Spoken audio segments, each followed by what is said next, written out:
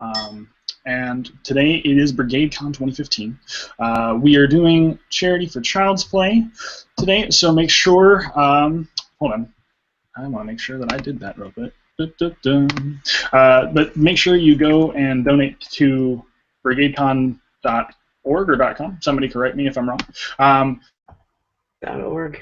And donate to Child's .org? Okay, cool, thank you. .org, donate button like crazy, because it is a wonderful charity and you should do so. Also, guys, I'm going to go ahead and let you do some basic introductions. If you guys want to open up your channels and talk about stuff and do everything, go ahead.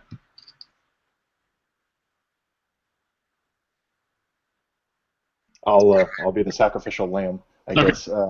My name's Cody. I do not have a channel per se. I might have one in the future, but I play in a lot of games. So yeah. Do you want me to say anything else, or just about me? Oh, no, you can talk about your character as far as what you're going to be playing today and stuff. Feel free. I will be playing Hrothgar, who is a half-orc wrestler.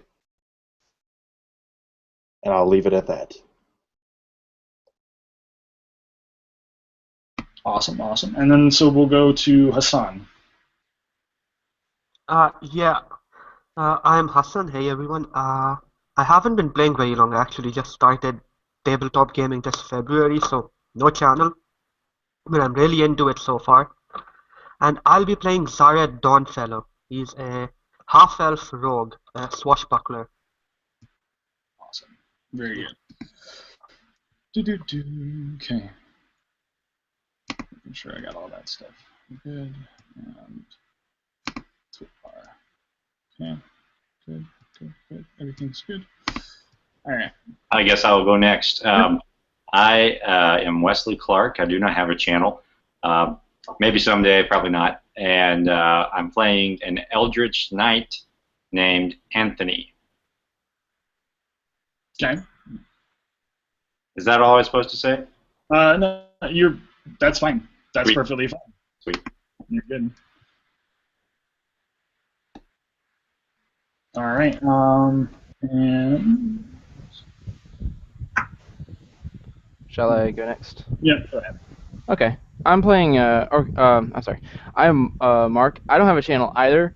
Although I do guest star in on D20+1 channel sometimes, because the creator of that channel is Carl and I am his roommate, so I tend to be on there sometimes. I'm playing a character today called Glenn. He is a tiefling bard. He is a mute bard. He's a happy-go-lucky mute bard, so he kind of like tries to make everyone happy and basically just like, hey, I'm in my own world. Okay, very cool. All right, so. Hi, my name's Samantha. I'm playing a Dryad Druid. Very awesome. That is totally cool. All right, guys. So we're gonna get started. We're gonna get started here a little bit, and so essentially, let's start the game. So you have arrived. 3 of you, at least, are currently floating on a boat with a dwarf at the back, and he's slowly paddling you through this boggy, swampy marsh. As he does so, you see in the distance the lights of a city, and you begin to see what looks like your destination. But out further in the distance, you see a lighthouse, and the light is on, and sorry, I'm freezing up here. Where did I put it? You can hear the sound of music, which is odd. For in Arthenvale, music is a commodity that doesn't happen often. To hear music underneath a war-torn mountain of sphere, with the bleak rift rising above you,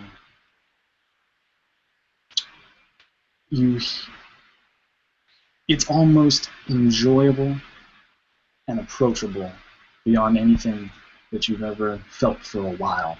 Most of you have either been on one side of the mountain in Innis, or the much darker and much more grim side of the mountain in Grin. But today, a man looks out from the lighthouse. He looks down upon the city, and he slides his hand over a stone coffin. This is how I'll always remember you, my love. The sound of the music, carnival games. You always used to love this time of year. And tonight, the monsters who stole your joy will learn that revenge is a disease that will eat them alive. The session then pans back down. Oh, sorry. It pans back down to you in the boat. So please tell me, guys, as you're going down this swamp, as you're going down this boat, you're being carried in by this dwarf, and this dwarf is a fairly husky man with a larger beard, but he looks like he's been gristled, and he's had a little bit of wear. At least 3 of you are in the boat, that all but Mika. And describe to me what you all would be doing as you start to hear the sounds of the music and the celebration, and you start to get closer and closer to the city. My character he's about 6'2" or 3, and he is a fit fellow. He's not incredibly massive or incredibly big, but he's very lean, and he has, being a half-orc, you can tell he's got these like jutting sort of teeth, these large jutting canines coming out from under his lip. He's got this long black hair, which is kept in a long ponytail at the moment. He's wearing nothing. All you can see on him is maybe a pouch, and he's wearing nothing but these like ratty clothes, these like ratty, shoddy clothes. And as a matter of fact, he's been sleeping this whole time, maybe with his hands like this to his face. He has said nothing, barely moved at all. And he would just be doing this. Sorry, we'll just go across the board then. So, Hassan. Yeah, Zared's just, he's walking around. He's got the skip in his step right now. And as you see him walk around, it seems to tune in with the music, each little skip he gets. And he looks around and with this wide grin on his face, and he's like, that sounds good, doesn't it? Yeah. Very nice. And he's wearing this bandana covering his hair. He's got a bunch of rings in one ear. And yeah, other than that, there's some old tattered leather armor, but yeah, that's it. Yeah. And then Samantha? You said I wasn't in the boat? You are not, so that's fine. You were actually fine. No, never mind. You are not in the boat currently. Okay. So let's see. I thought I heard. No, yeah, you heard me right. So that would be Mark. All right, so Glenn is getting out of the boat. He's dressed in somewhat extravagant wear.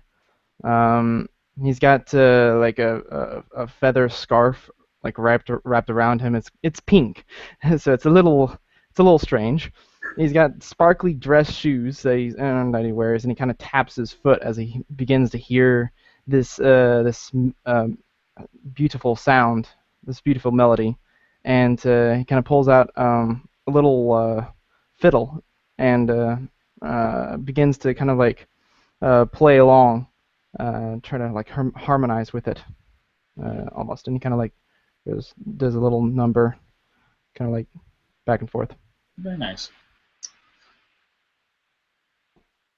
My character says, "Don't hurt yourself, twinkle toes." And you can see him just kind of polishing his helmet. He's just looking at himself in the reflection and just kind of checking to see if he missed any spot shaving as he kind of brushes over with the rag. And if you look closely, if the light hit it just right, reflected on the metal of his full plate armor, you could see that there are runes etched into it, very finely, very delicately. In the right light, you don't see it, but in the other light, you can. So it's very ornate, and the runes don't go in lines at all. They're traveling each and every direction along the breastplate there, and he just kind of looks over to Hrothgar and says, "You all right there, friend?" Oh.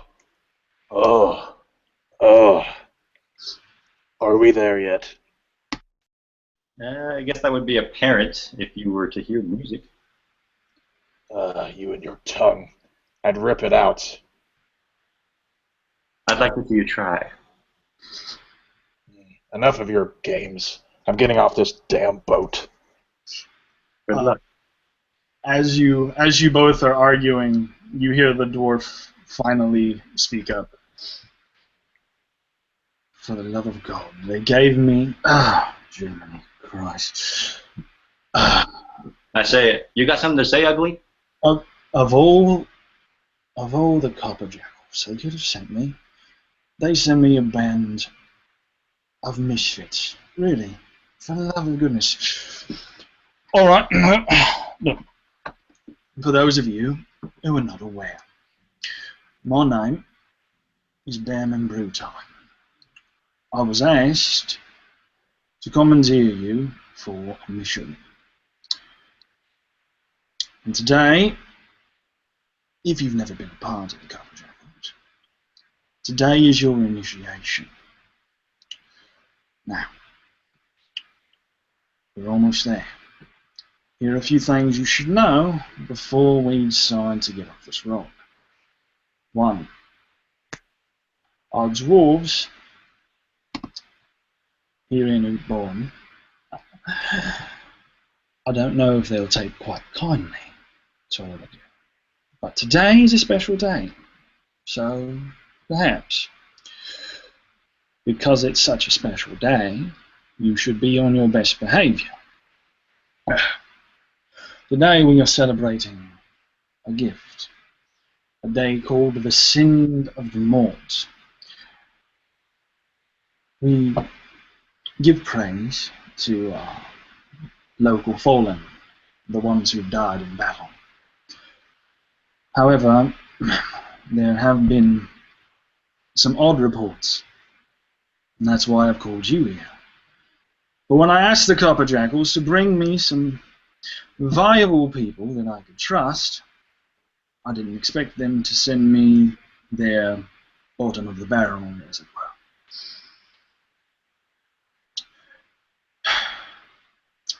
Anywho, we're almost there. So just stick to your best behavior, and you should be okay. Do you have any questions for me? I'm here to fight and drink. And as I see it, I don't have a drink in my hands. Well, there'll be plenty to drink when we arrive. For now, we're going to make it through this damn swamp. Besides, I need to make a stop. We have one more joining us. After all, what do you think the three of you were going to take on any of the problems that were here? No. I'm sorry, I got to stop you right there. Who exactly are we going to pick up in this dump? Well, she doesn't like to show herself that much, but occasionally I've heard rumor around the place. They say that if you look at the swamp the right way, some of the willow trees, the way they're formed, the luminescence that grows off the spores and such, you find that there might be something inside there. So I'm going to go around the entire swamp until I find her. Because I feel that she may be valuable. Besides, they asked me to bring her. This isn't some sort of witch, is it? I hate witches. Look, I'm not very much for magic either. But, truth be told, I'm missing two of the most important people in my life right now. My wife is gone. And from all reports, that light's on, and we haven't seen our lightkeeper in over 3 weeks now. So, if it takes a little bit of magic to get the job done, I don't mind turning a blind eye. Rothgar looks a little taken aback at what you just said about your missing wife, and he just kind of nods at you and just kind of looks casual. Anthony would like to see if he knows anything about, if he can piece together what you're saying and make an intelligence check to see if he might kind of figure out what you're talking about. Okay, feel free. Does anyone see that? It's a 10. So 10 plus 3, so 13. 13? Okay. I don't have dice stream up, so that's probably why. Okay, there we go. I think we trust you. Yeah, we're Yeah. I didn't see it on the screen, but yeah. Okay, so 13? Indeed. Let's see. You would know that occasionally, depending on the area you're in, there might be some sort of creatures that reside in the forest that might have a little bit more magic than usual. Knowing that he's seen this in passing, or has had rumors of such, you begin to think that maybe it's some form of at least an intelligent creature, something that's able to communicate with others. But as far as the details of that, you're not entirely certain. Right. Okay. So as you all start to wade your way to the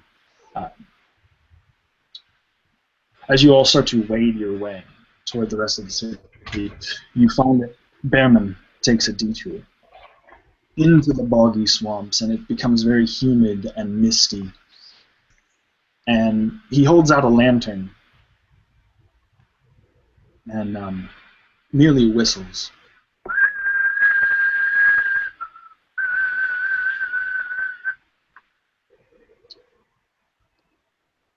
Are you here tonight? Seeing you. Sorry, is what here? Huh? Is what here? Are you here tonight? No, I'm saying it in character to the dwarf. Oh. I'm sorry. Just hold on. Stephen, you should, hopefully, if I did it right. Usually, whenever I see her, I have to bring a lantern out and hold it out. For a while. At least give her some sort of comfort, I don't know. I don't really know much about them.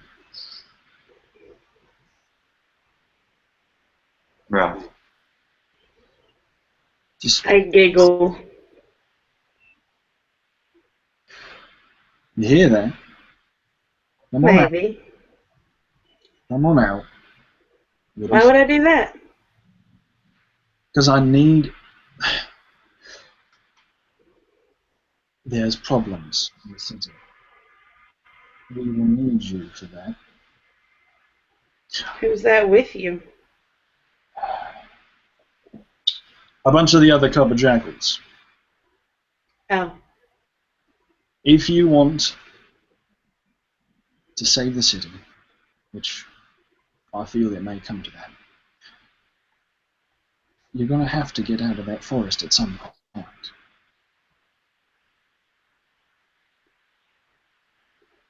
And so, would Mika please describe herself to the group as she emerges? I am about 7 foot tall, 5'7". I can't talk tonight. I have dark green skin, and my hair looks like Spanish moss. Very nice. Okay. The clothing I wear is snakeskin, mainly just a top and a bottom, so that I am actually not walking around nude. Very cool. Usually dryads walk around nude, but she feels that even though she doesn't agree with a lot of society's norms and etiquettes, that she should observe at least a few of them. Very cool. All right. Well, ladies and gentlemen, this is our fifth. Hrothgar looks at her like, what the hell? A tree. A tree is it. Yeah. Well, she's not exactly a tree. She's more of a...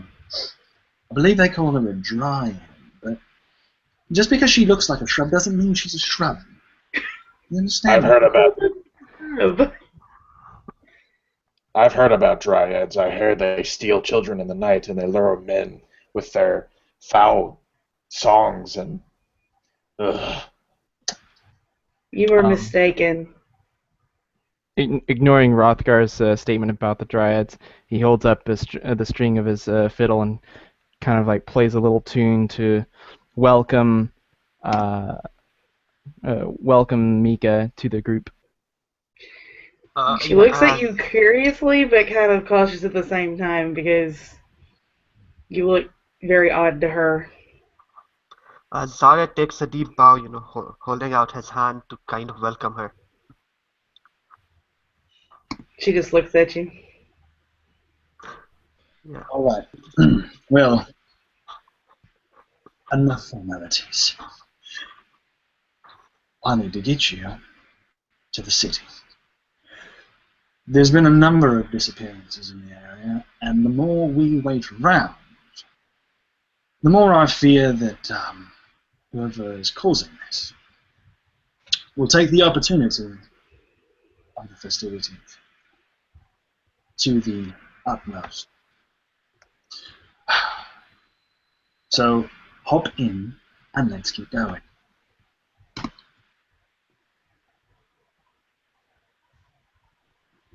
And so as she hops in the boat with them, you'll notice a couple of things about Behrman. Behrman is riddled in tattoos. I mean, pretty much, if his beard could have tattoos, he would have tattoos on his beard. He's very quiet in terms of how he interacts with you, but when he speaks with passion. You can see something is definitely bothering him, though.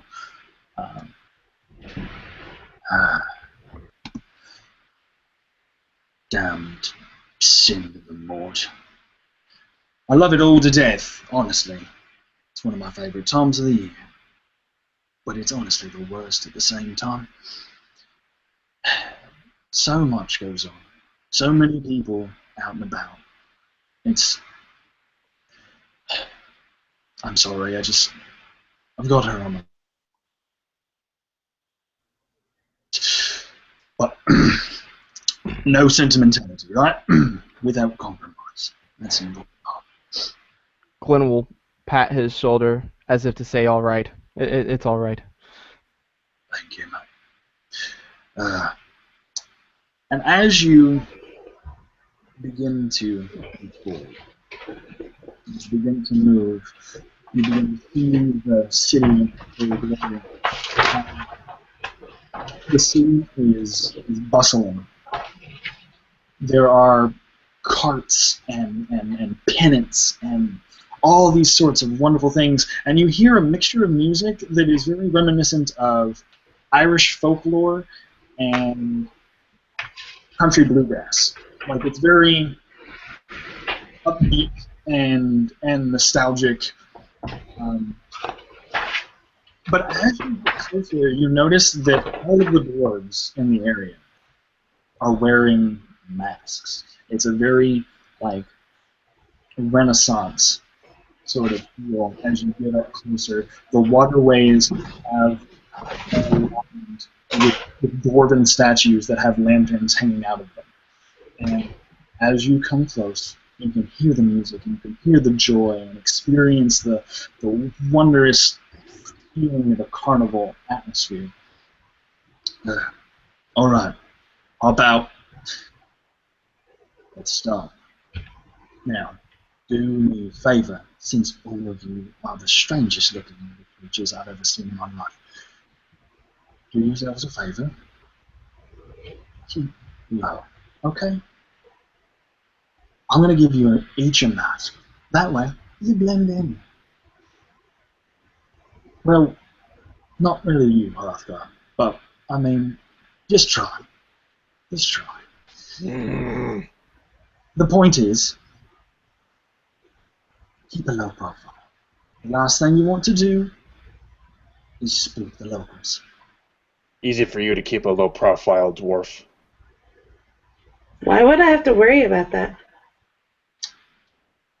Did we mention you're a shrub? I am not a shrub. Oh, I'm just saying what all the other dwarves will be thinking. That's all. I don't even look like a shrub. Shrubs are short. Very well. And fat. Point taken. Point taken. Now, like I said, just try to stay normal. Okay. So as you begin, going through, you notice that the kiln is very interesting because they call this place the Mort'eadrom. The Mort'eadrom is the coin kiln market. You see all these marketplaces, all these people, and the way they exchange it is by giving ingots of ore and actually pressing it into coins as they drop in. So, if you would like to go and explore the city, you are more than welcome to. What would you guys like to do as you get kind of into the mixture of the crowd? Hrothgar would approach. He would approach. Let's see, Zared, and he would say, "Hey, you're the only one who doesn't bother me. You want to go get a drink with me?" Yeah, Zared will look back at Hrothgar, raise a brow and say, "Yeah, sure. I'm up for a drink." Follow me. Give you a wide grin. All right. Sure. And yeah, Zared just follows. I would like to find the nearest tavern or inn where I can keep a low profile and then drown my sorrows in alcohol. Well, the local taverns and inns are fairly. They're supplying the carnival, but there's really nothing open in terms of that. So the carnival has little shops and little carts and stuff around. So you guys can go to one of those and get drinks from there. But as you do so, Behrman looks at you and says, "All right, one drink for the road, but then we get to business. Understand?" Yeah, don't worry. Yeah, you'll be fine. I'll drink as much as I want, dwarf. I can't say anything about him.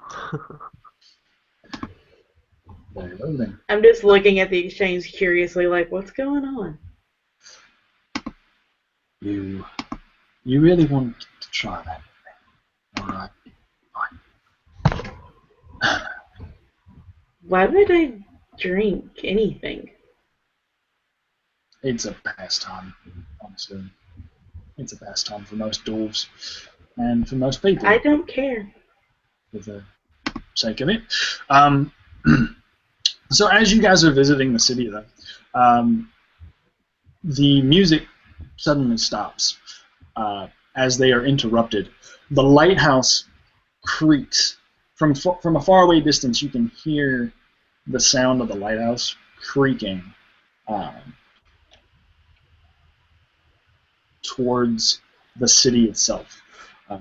As the light turns and it aims toward the city, a rift of energy erupts into the middle of the city. And as it cracks open, almost like a projection, you see a face in the mists. Let me pull that up for you guys so you can see it.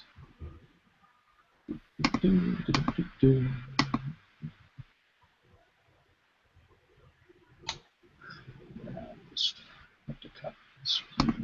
Just copy. Let's put it somewhere else. So you can see it.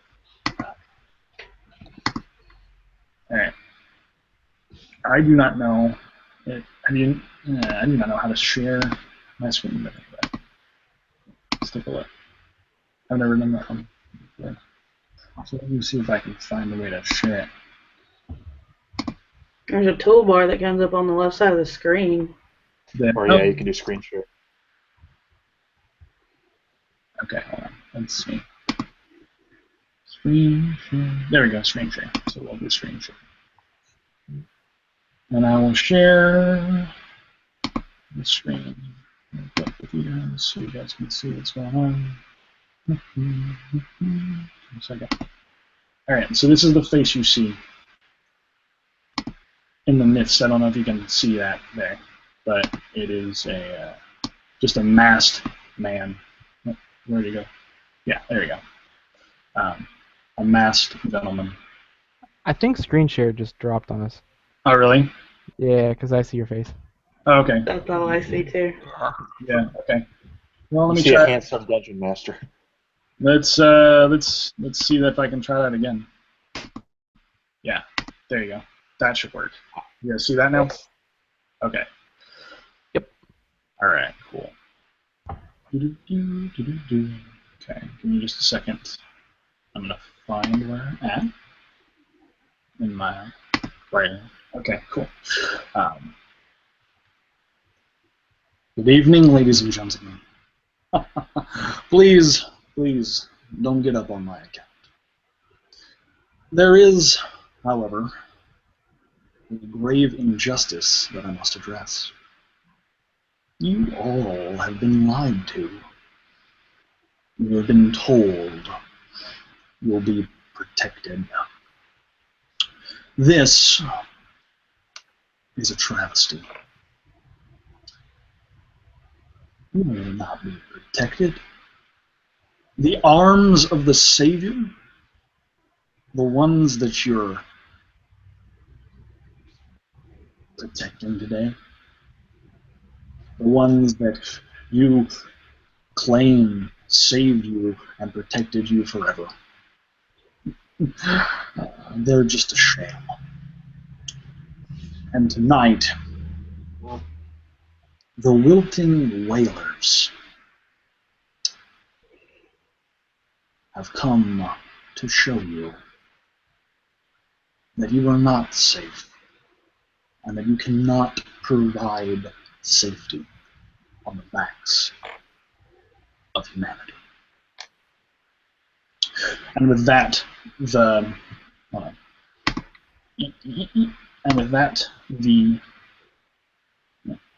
close that out. Stop. Okay. And with that, the projection sort of it expands, and these 8 puffs of mist go out into the crowd, and from there, the puffs of mist turn into very much similar with the same mask. 8 different individuals come and land in different areas of the market, and swoop up patrons and just normal people and grab them, and they start to rush from the market. I drop the mask that I'm wearing and throw on my helmet, and I said, "Looks like it's time to play." Yeah, when Sarad sees this, he kind of just looks at them, looks back into the drink he's having, and then looks up again, like really confused. What's going on?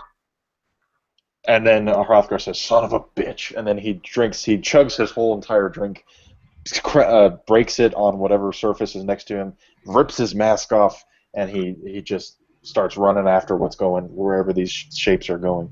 And he says to Zeri, he says, "Come on!" Yeah, all right. And I'll follow. All right. So, I believe, I'm sure.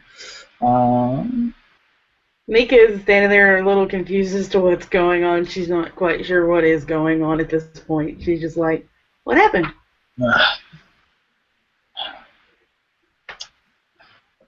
She thinks it's part of the thing. She's not part of the festival? Yeah, she thinks it's part of the festival due to the fact that she's pretty sheltered, honestly. Okay. Glenn will play a somber note after hearing that message. It's like, that sounds very sad. Basically. Also, I forgot to mention, at the very end of that, before he breaks that, he looks directly at Bearman and calls Bearman out specifically, saying that him and his little group of misfits will not be able to defect the misery of the day. I say, Bearman, do you care to explain that? Shit.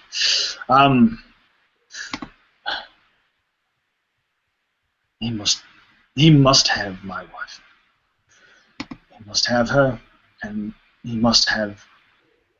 Damn it all. We have to go.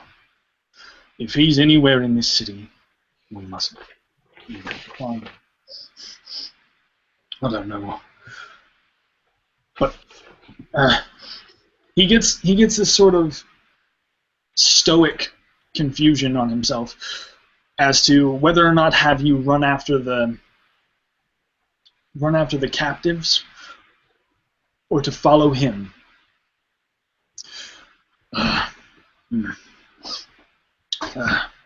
I'll leave it to you. Do you want to run after those cultists? Do you want to run after whatever they are? Huh? Or do you want to take this head on? If he's calling me out, I know where he might be. But I'll leave it up to you. We can try and track down whatever those things are.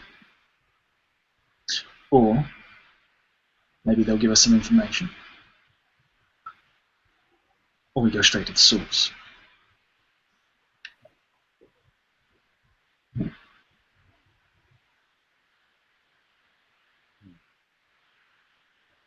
I'll let my dice decide. Time to let fate decide. I thought we were playing D&D. Exactly. I am going to side with Bearman. I say, you better know what you're taking us into. I haven't a damn clue. Wonderful. Well, I think I know. At least, I hope I know enough. The thing I know about that island. If he's there, the Mort'eadrom is nearly forbidden. The only thing that the Mort'eadrom has ever been used to is for the Lightkeeper. He and his clerics take bodies back and to the funeral homes to bury them. It's nothing but a graveyard over there. But if he's calling you now, most likely that'll be where he is. I want to handle this one month.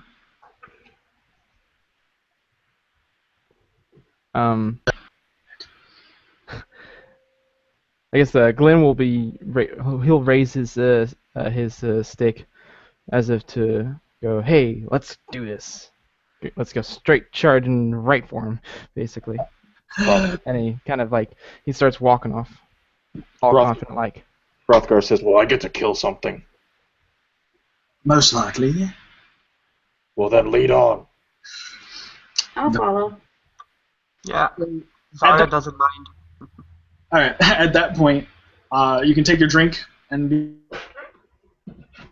we're gonna get back in the boat because the island is away from the city. So you go off away from the city. And let me pull up a screenshot real quick so you guys can see what the island looks like. I'm going to grab that. I'm trying to do this without messing things up. So,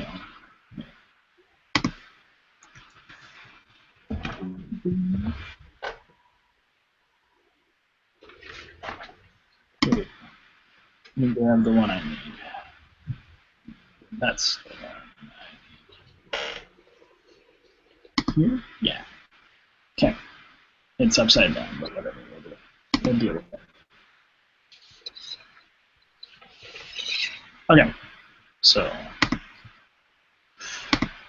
I will do another screen share here and show you guys what's going on. Alright. So it's upside down for some reason. I don't know why. But the bottom one here is the island that we're going to. Pretty much this whole bottom section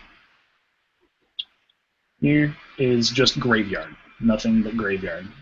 But as you get closer toward the bridge, you start to see that there are buildings in this area, and they're all sort of lit up like a carnival. There's like games and like carnival booths and everything, and there's trees all around here and funeral,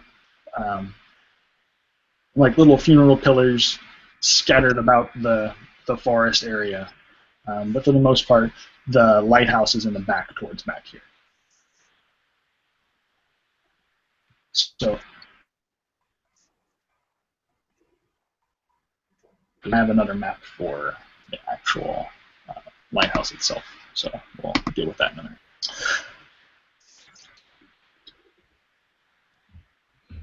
Okay. So as you go up to as you're arriving at the island,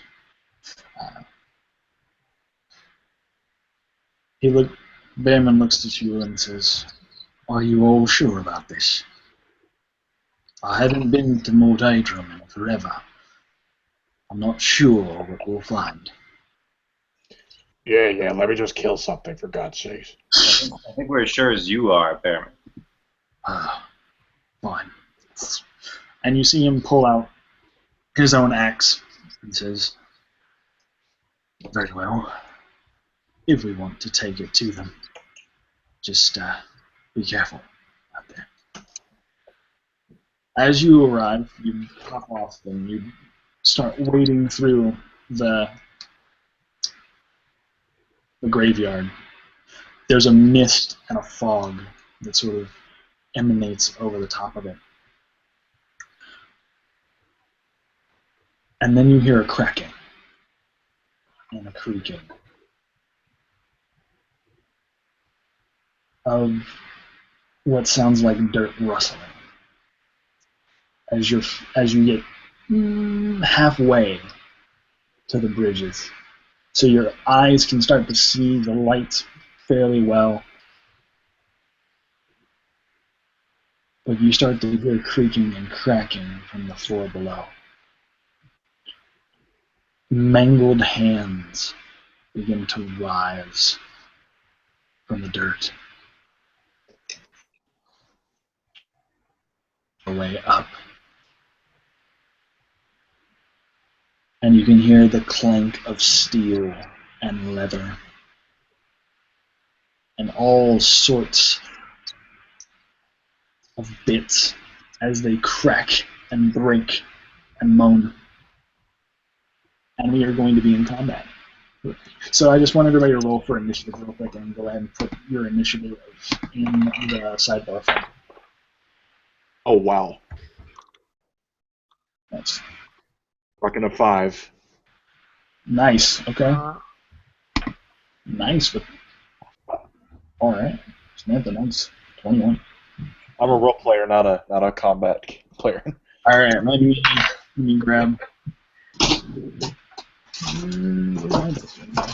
there we go. All right. So I got to roll for initiative, kid. You know, hey. And I like to do it with the dice. It's just fun. All right. Dice. All right. So they are going to go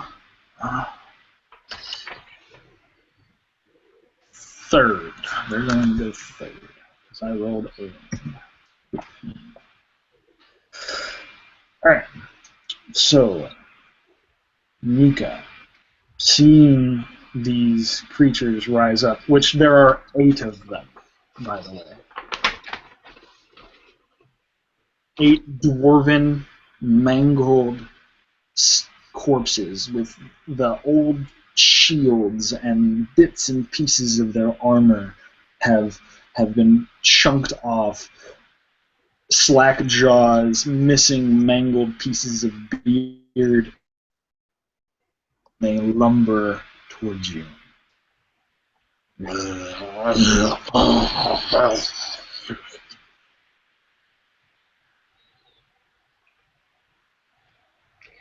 I cast Bark Skin on myself, Okay. which makes my skin become more rough and more bark-like appearance. Right. Okay. I actually look more like a tree now instead of just... Very cool. All right. And I also cast Shillelagh on my club that I carry. Okay. But that's all I can do right now. Okay. Cool.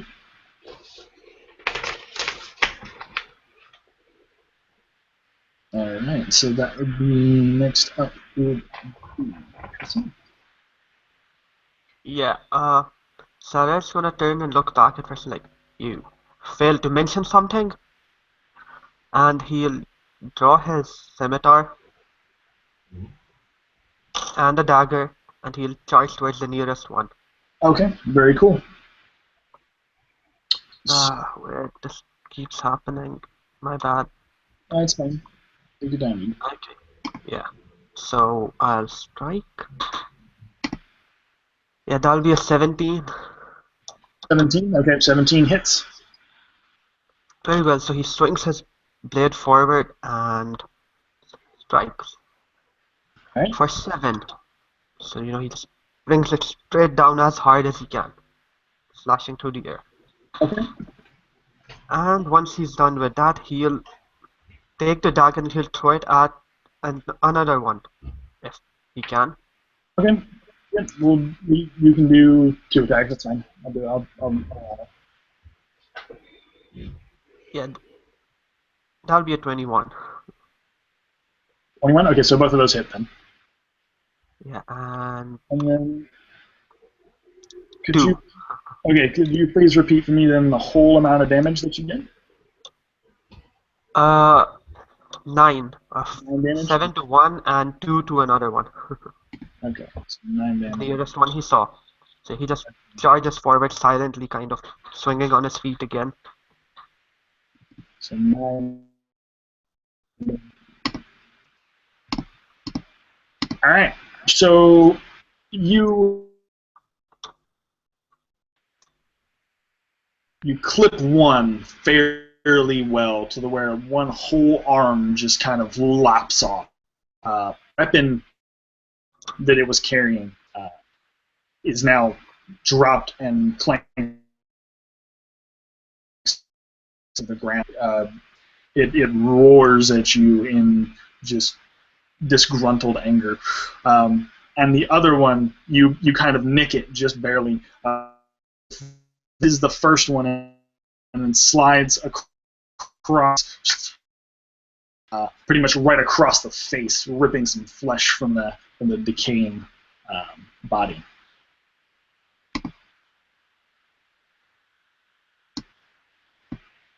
Rock and roll. All right. Yep.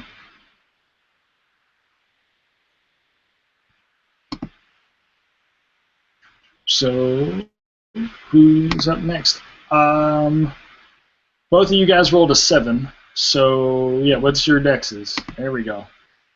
So I guess, Wes, that's your go. Yep. Sweet. Can you kind of paint a picture of where everyone's at for me? Hey, Okay, so... one moment. You said that our enemies that popped up, they go third? They go next? They would go third, yeah. Sorry. So that would be me. Okay, never mind. So we'll go, and let me roll my attack. Forgot. You got it. I have it right here. You guys should have said anything. Shh. Whole point. I've got a 13 armor class. I'm kind of a one-trick pony. All right.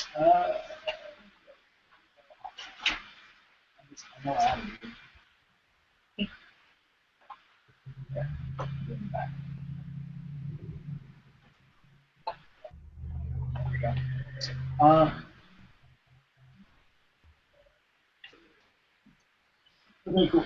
So,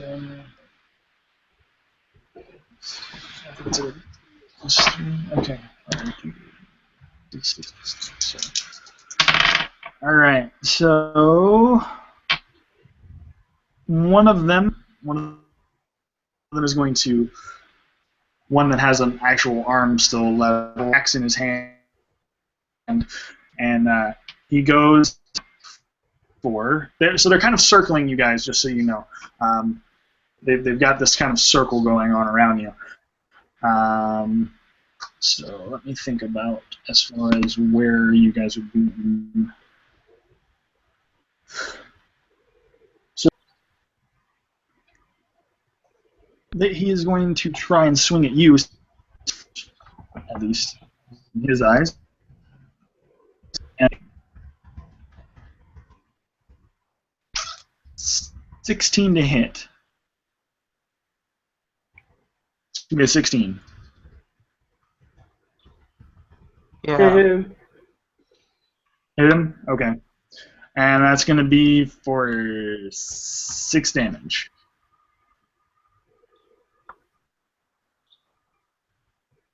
You guys freezing up? Your audio is coming in kind of fuzzy, though. Yeah. And every once I thought it was just mine. yeah, you're not the only one, because every once in a while Okay. chat will cut out. Really briefly, though. Yeah, okay. I was having, like I said, I've been having weather this week, so it's been kind of on and off. I was kind of worried that we weren't. Just go outside and tell the rain to stop. Get a chance to. But okay, so yeah, he's gonna go for a good old 6 damage, strong with the end of a battle axe, just clips you. And then so we got a couple others. So we'll do the next guy is going to let's say I'm just going to do a couple of then we can speed this up a little bit. And I'll just say that the damage is the same. So that one is going to be a 13 for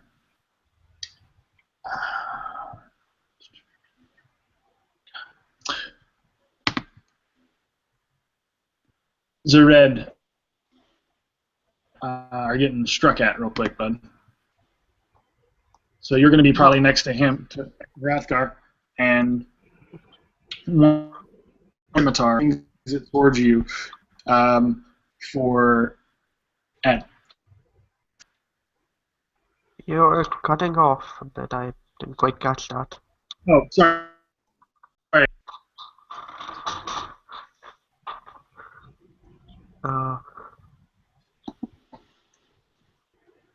Did I miss?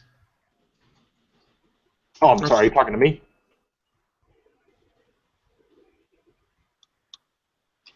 I can't hear him. Yeah, I can't hear him either. Me either. He froze up on my screen. Yeah. Chad. Uh-oh. He might... Uh-oh.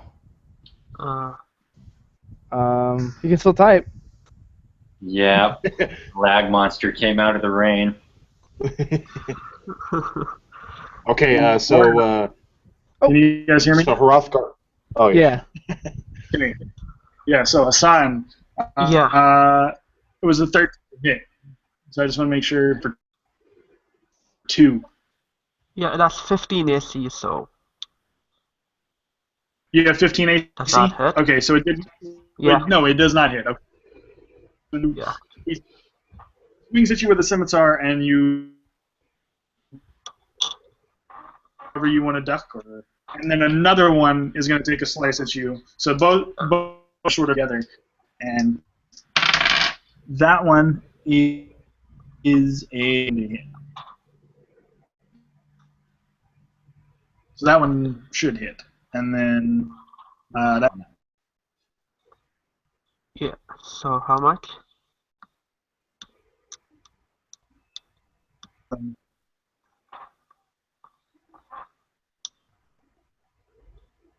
Did you hear me? For 5? Okay. Okay. Alright. So let's just go.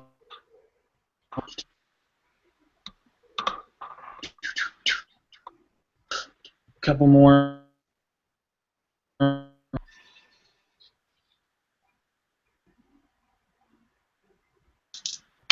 the next one misses.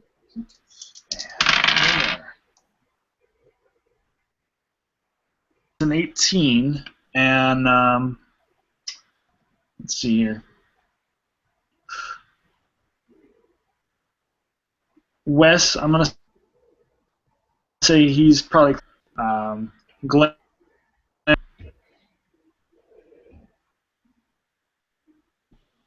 I'm having trouble hearing you again.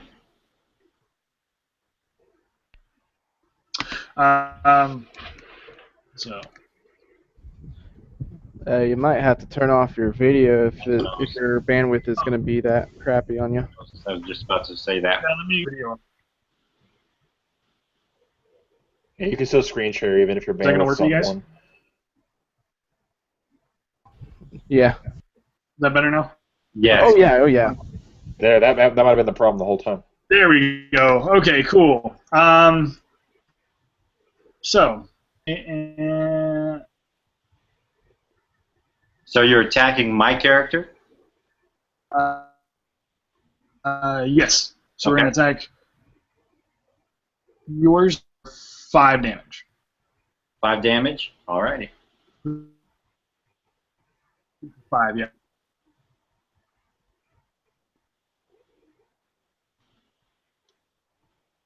Cool.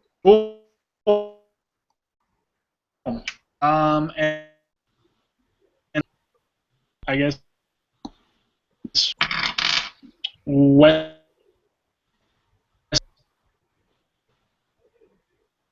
My turn? bag his back. I think that's what he's saying. I think that's what he said. Yeah. Yeah. Okay. All right. So I'm gonna find the one closest to me and just try to drive my long sword into its chest. And so,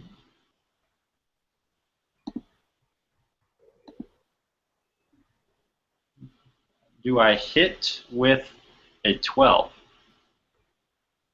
I have this now. You do. For one of them, you do.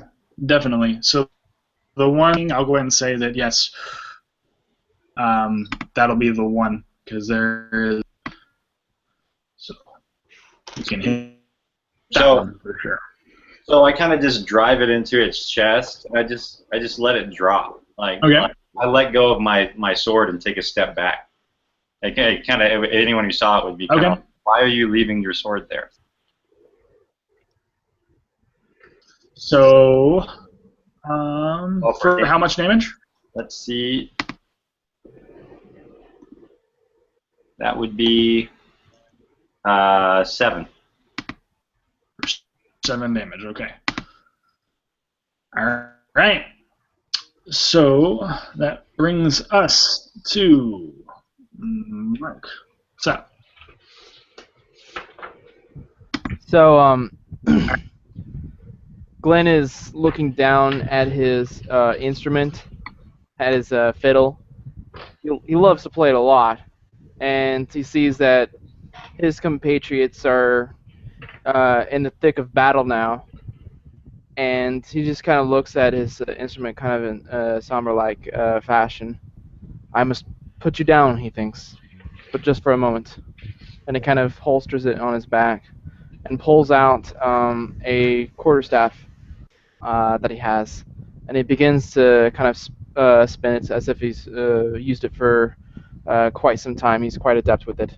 He kind of like spins it really fast as he closes in on the one of these enemies, the nearest one, and I'm just going to go ahead and roll. It'll be one that I don't think has been hit yet.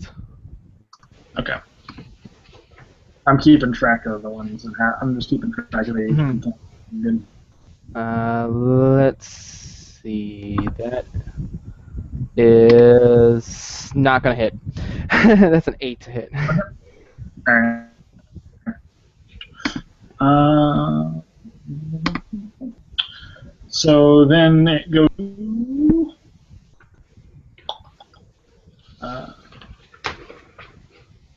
Me. I'm going to take my club and hit the Oh, no, one. sorry, Cody. Oh. All right. Oh, sorry. I forgot. Yeah, there you go. Hrothgar. Hrothgar, what is Hrothgar going to do? He, with all these zombies coming out of the ground, he just goes, "Ugh, ugh, ugh," and he just charges for the nearest one as if he's going to tackle it. So what would you like me to do? That would be your, I believe, CMB versus their. If you want to do a grapple maneuver. A CMB?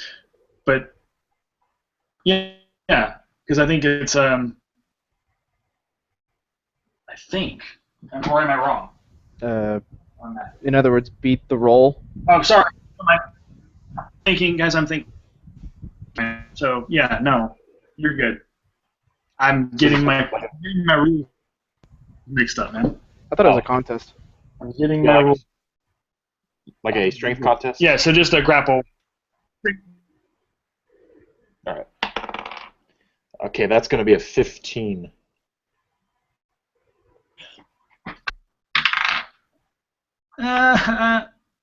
He rolled a measly 5.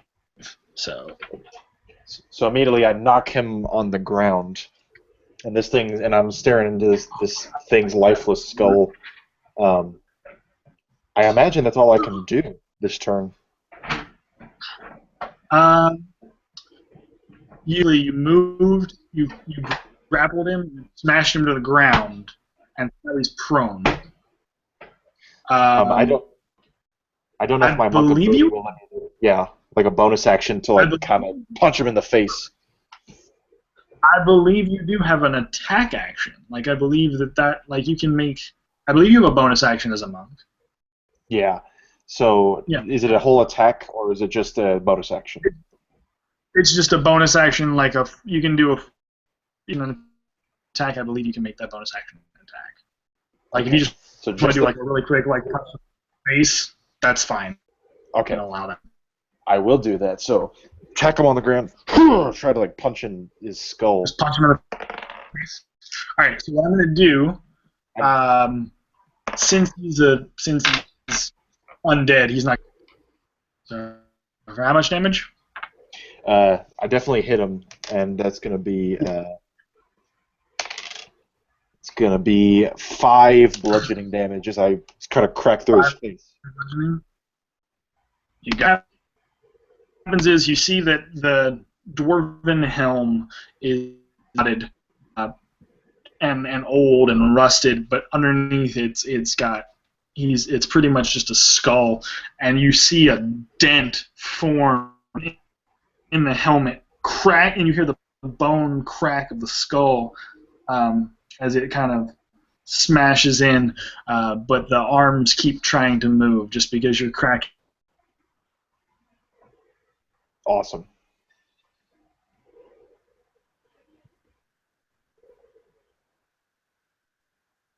Then, yes, Mika, it is indeed your turn. Okay, I'm gonna take my club and try to hit the one that's closest to me. The club is magical at this point. I don't know if it matters or not. It would, I believe, whatever the spell gives it, attack and damage. I'm not sure what your attack or +1. I can barely hear you. You're cutting in and out.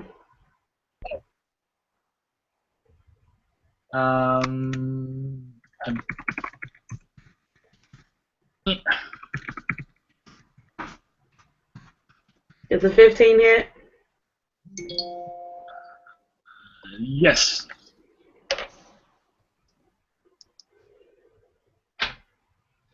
Seven damage.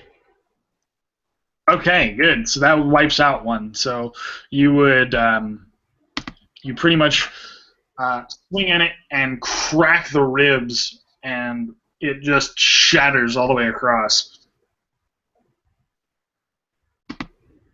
So minus. Yep, there we go. We're good. I'll get rid of one of those.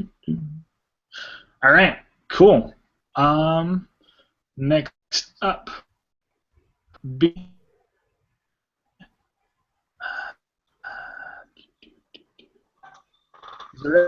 Red, you're up. Yeah. He's gonna look around first, just make sure how many of these things are around him. And let me see what I've got here. Still have two,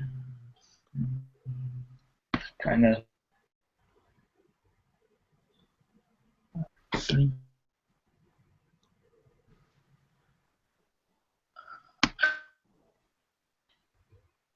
4. I think we've knocked out 4, so you got 3 left. Yeah, and how many are upon him is what he's trying to check. Just to be sure.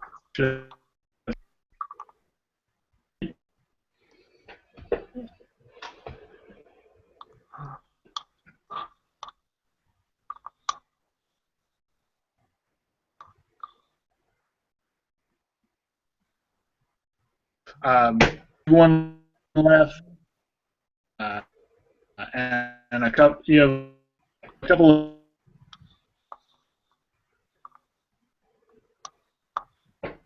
I didn't catch that. You're cutting off again.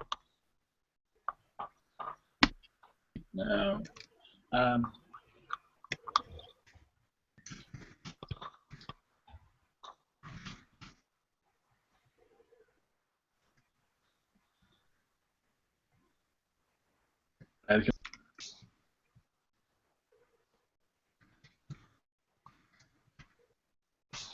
I'm hoping not. It doesn't look like you've completely dropped. Yeah, no, Okay, we're good.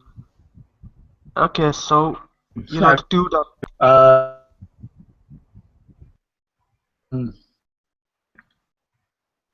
Two The two that are closest to him is going to. would be, I think, I saw Yeah, you're cutting off. I two. can't make anything out.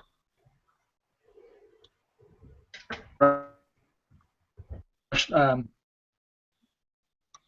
again. Okay.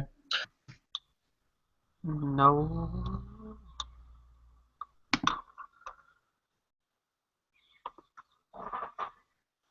Why is it so laggy right now? I need this in.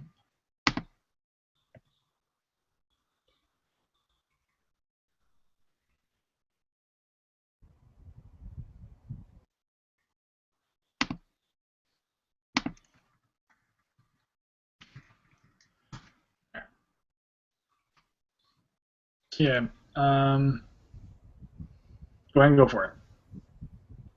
Yeah, so that will be a. Do I need to make a sneak roll for that, or do I just go for it? Please make a please make a sneak roll. Yeah, I just want you to Yeah, do like stealth. Yeah, okay. stealth mode, just so I can be aware that you're trying that, so you can get the sneak attack. Yeah. Okay. Yeah, that's gonna be an 11. Not 11. very high. Okay. Yeah. Let me take a look here. You just barely pass, so you get just behind them, just enough to where he's distracted by the others that you can sneak behind a, a a tombstone or something there, and kind of get a jump on one of them if you'd like. Yeah, he'll go for that. He'll swing at one with his scimitar. Okay. That's a And 23. 23. Okay, that wipes one of them completely. No, that's like on the I'll tell you how much he does. So. Oh, okay. Oh, sorry. I thought that was 23 damage. I was like, yeah, no, that's. that was versus AC. The damage will just be 4. But I can add my sneak attack here if he doesn't. But you are gonna. You can add your sneak attack damage. Yes. So yeah. please do add that. That'll be a 9 as he brings it down on the unsuspecting dwarf. So 9 total. Yeah, 9 total. 9 total. Okay, cool. And he'll, if he'll just kind of leap back using fancy footwork, kind of just shimmies a bit back at the ready. We have. So with that sneak attack, you. That.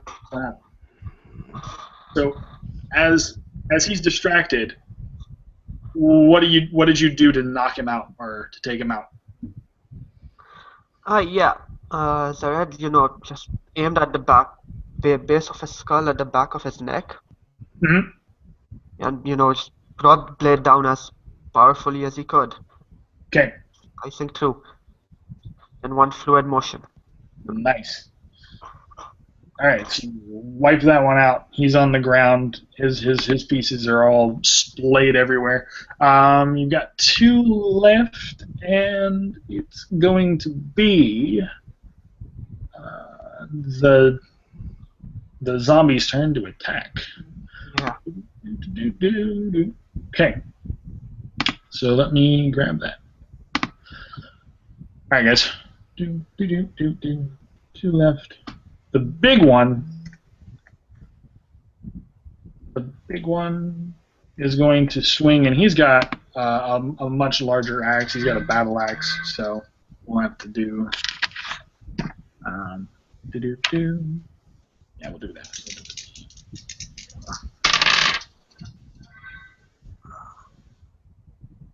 Oh, geez. Okay. Well, hold on. And Hrothgar, what is your AC? 13. 13, my friend. Okay. Well, he just barely gets you, and that is going to be for a nice little chunk for 3 damage. So he swings the big battle axe around and just barely ends up clipping the side of your face.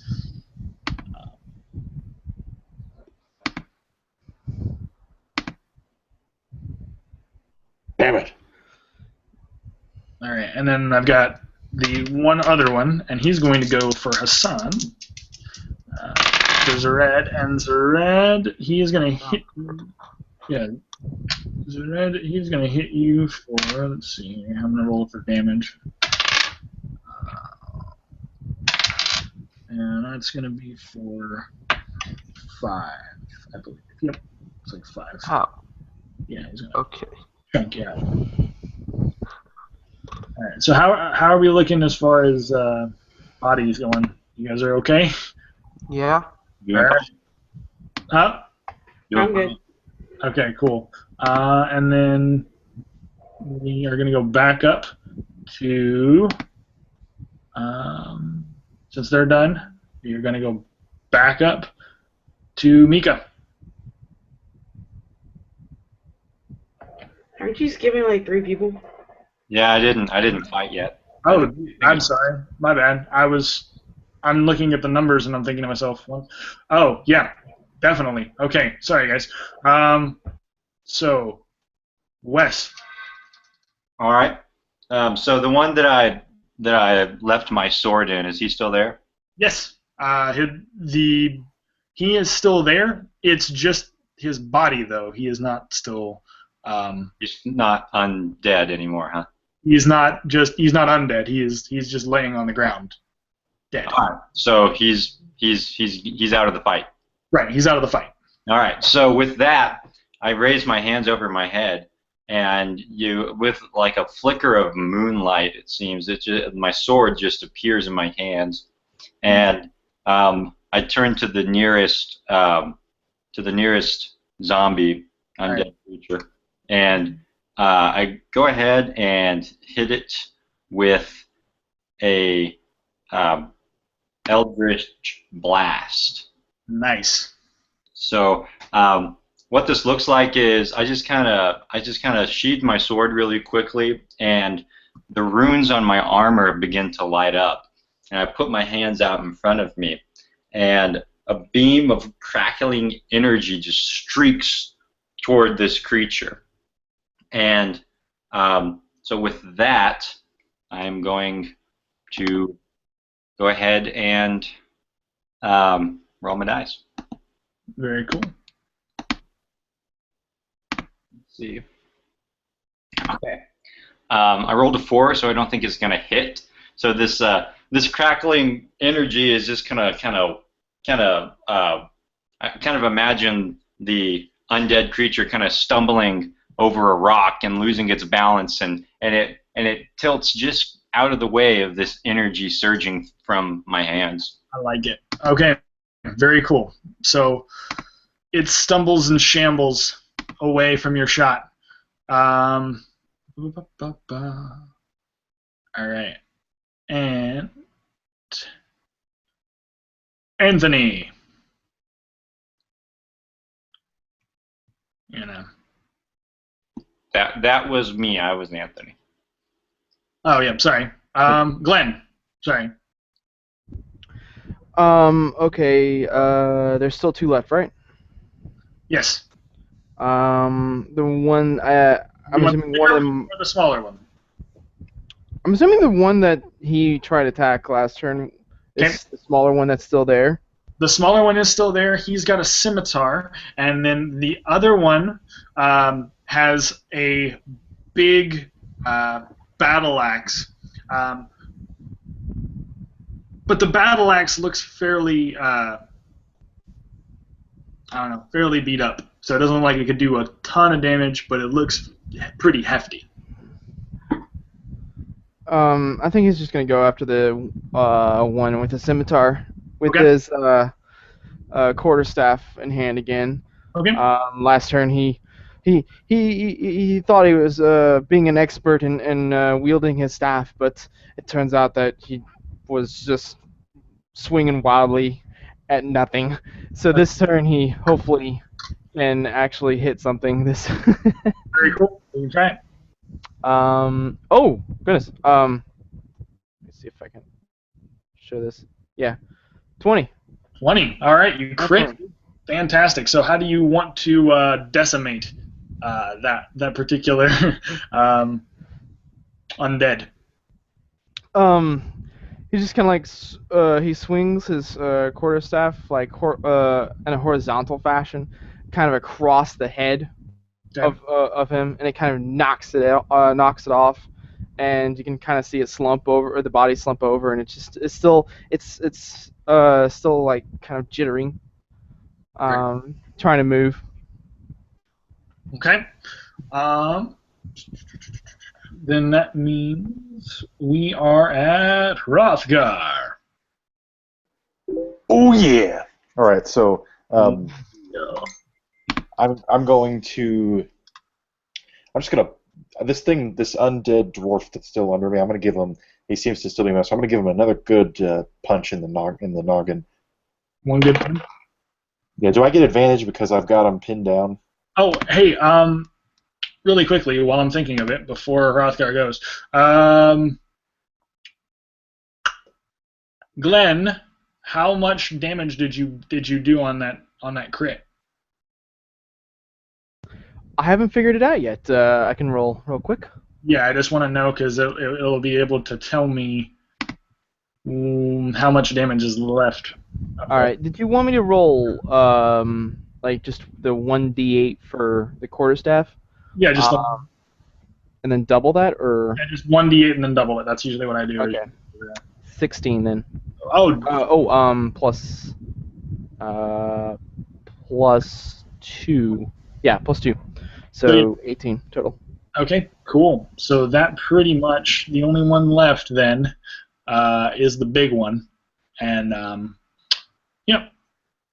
So Cody, we'll say that you're on top of, or the one that you hit earlier is almost dead. You can go ahead and try to finish him off, and then I'll go ahead and give you that bonus action to go ahead and try and attack the big one. All right. So with advantage, that's not that great. I got an 11 on the one that I'm already on. Okay. So I guess that's a miss. No, because he's prone. That would be a hit. Okay. And I'm going to give him a good, and that's going to be 6 bludgeoning. Yep. So he's gone. Okay, so he just stops. He just goes limp after I limp.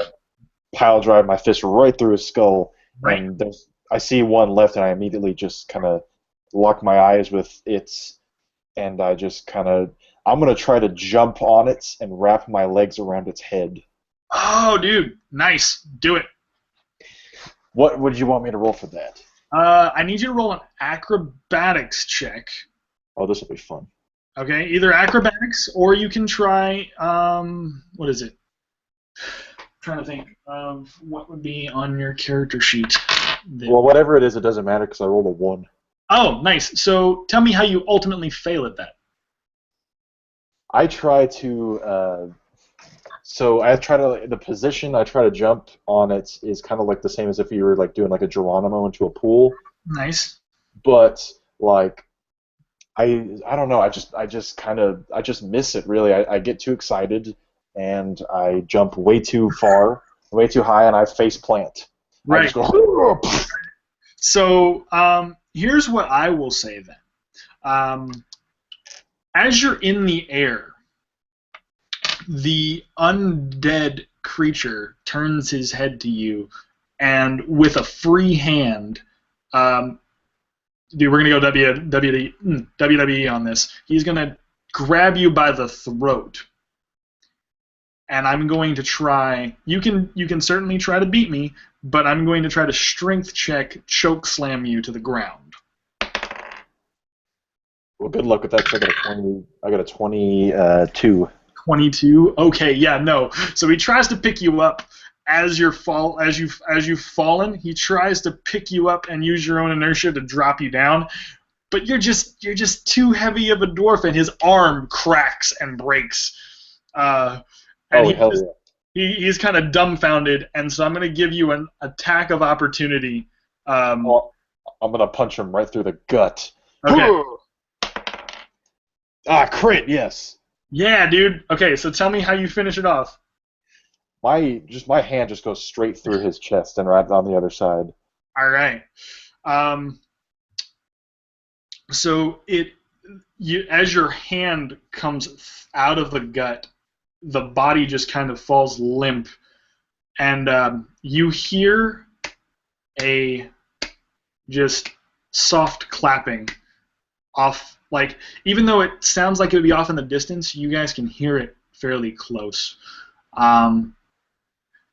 And it's almost as if he's taunting you with a, "Congratulations, I'm glad you beat my first wave." And then, let's see where we're going to go from here.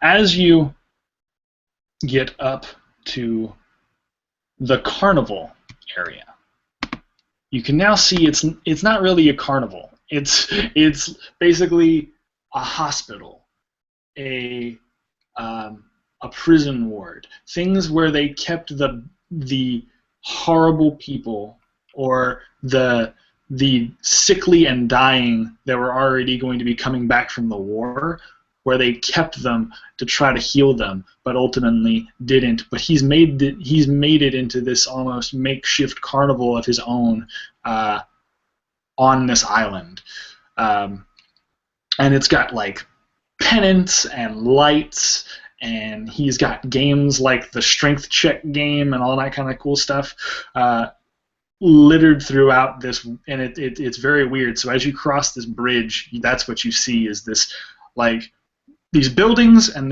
these rooms that look like they should be used for other means, but he's using it for carnival.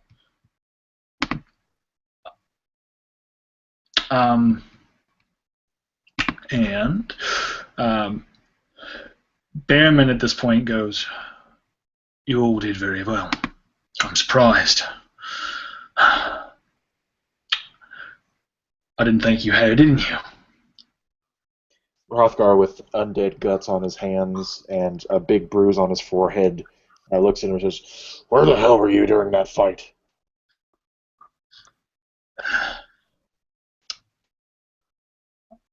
I was trying to figure out exactly how we get in there. Besides, you're Copper Jackals. I'm retired. There's a reason behind it. I'm gonna make an insight check because just to see if there's anything fishy, and that's a 13. 13. Okay, so you can detect a bit of sorrow in his voice, as if, man, I wish I was still old enough to be a Copper Jackal. I wish I was old enough to still go out and adventure like the rest of you. But I have to be here to protect what's mine and protect my home and my family. And so is he reverse aging? No, he's not reverse aging. He's got this sort of situation where I wish I didn't have to leave. Like, he's almost got this sort of envious thing of, I used to be a Copper Jackal, but due to certain circumstances, I had to retire. Well, your dog says when he says he's old, he wishes he was old enough to do it again. Oh yeah, no. Like, in other words, he wishes he was like young and spry.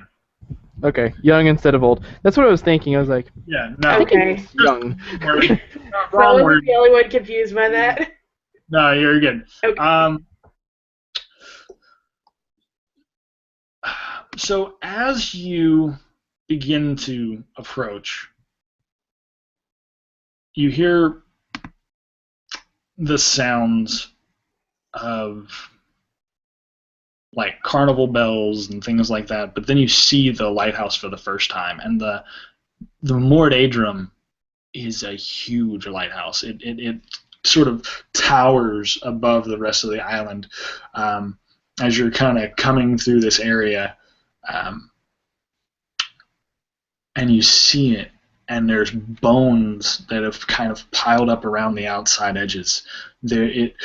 It's almost got this ominous sense as you see the glow of the lighthouse sort of cascade down below to the grim and defeated sort of essence at the bottom.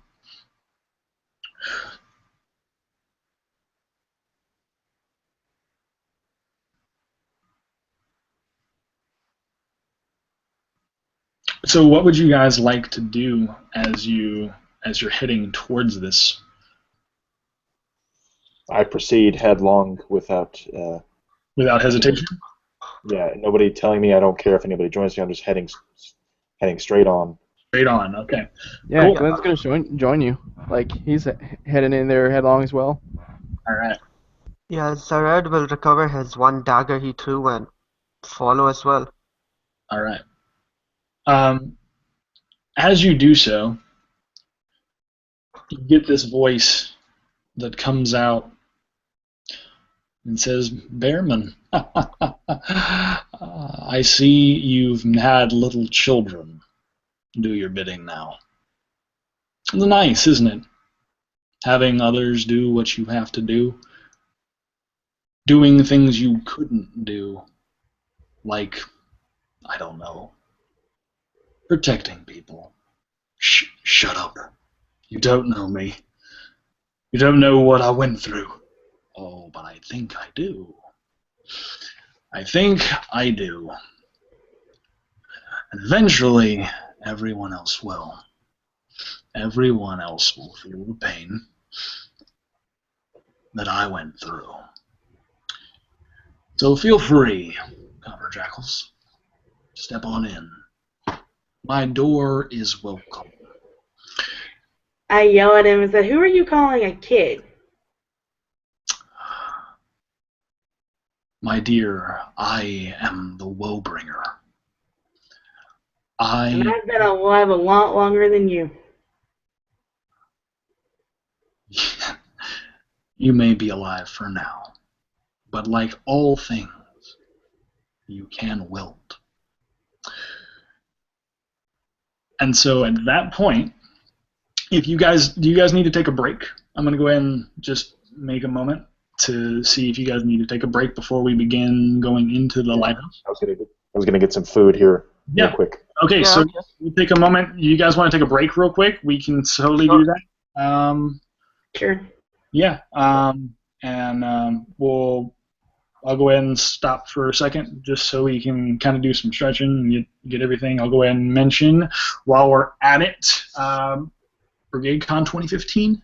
Please go to brigadecon.org and go hit that donate button like crazy. It is for Child's Play charity, and Child's Play charity is something that I'm very, very close to. I'm very passionate about making sure that kids get games in hospitals and get toys and have the ability to have fun even through hard and difficult times. So definitely go ahead and go down to that link and check that out. Go to brigadecon.org, sign up, do all that kind of stuff. And I hope you guys are enjoying BrigadeCon for the most part. Everything's great. I'm enjoying this so much. This is my only game, but so far so good. So far, so good. Okay, I just want to make sure I want to get a feel for it. I don't want to be too slow or too, I want to make sure everybody's doing okay. It's my third game of the day. I started at 7 This is this morning. this is my fourth game. Fourth Oh. one. Yeah, I originally had 5, but that was a little too much, and I had to back out of one of them. This is my first D&D game in 2 months. Dude. Yeah. Oh man, was your last one wasn't with Carl and myself, was it? Oh no, I mean, the last one I played with some friends on my birthday. Oh, okay. So that one was that was long ago. That was like January or February. It was? I didn't think it was that long ago. It was a while back. Man, time flies. All right, guys. So yeah, I'll be right back. Yeah, and then we'll start up the second part of the session. Okay. Okay. See you all then.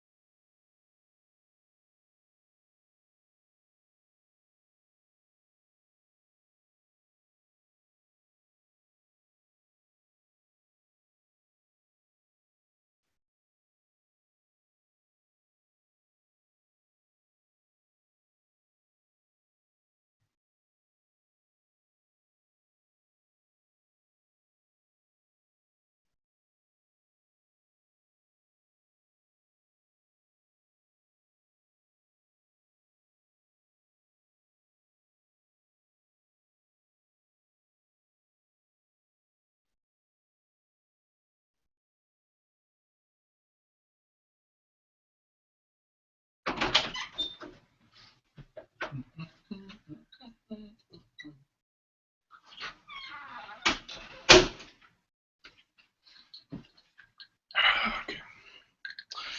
So really quickly, while I'm here,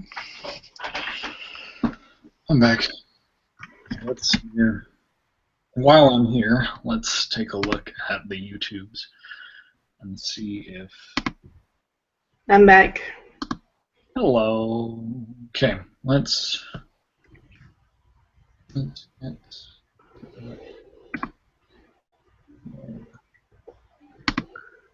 see if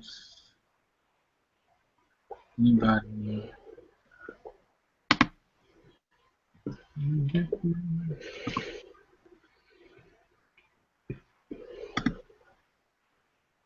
Oh, okay.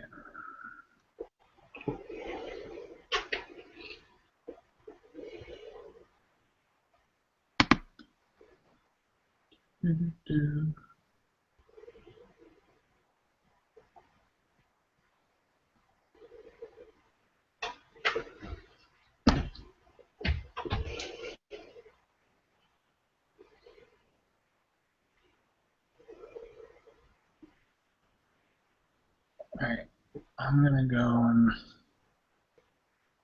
take a look. Is there a way that I can read?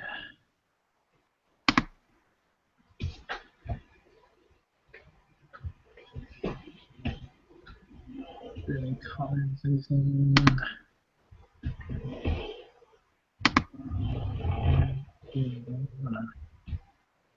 Do. Maybe I need to do this. It's gonna be weird, but.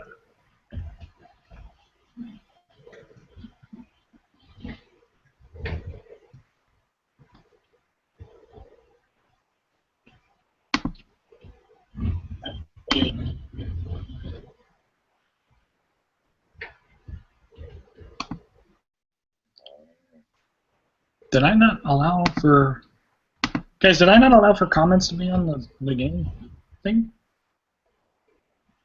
I don't know if I did or not. I'm supposed to, but it's not. It's not showing. I think I'm the only one here. I'm back. Hi. Okay. Hi. Oh, no. I'm just thinking to myself right now because I'm looking at the like comments listing and stuff, and I just want to make sure someone was able to actually make comments on the board, because I'm looking at it right now, and maybe it's just because I'm in my own account thing, but I'm here. I'm just eating chicken powder, John. I don't see where I can make comments. I hope I set this up right. Bleh. Okay, anywho. We're fine. Let's do this. Alright.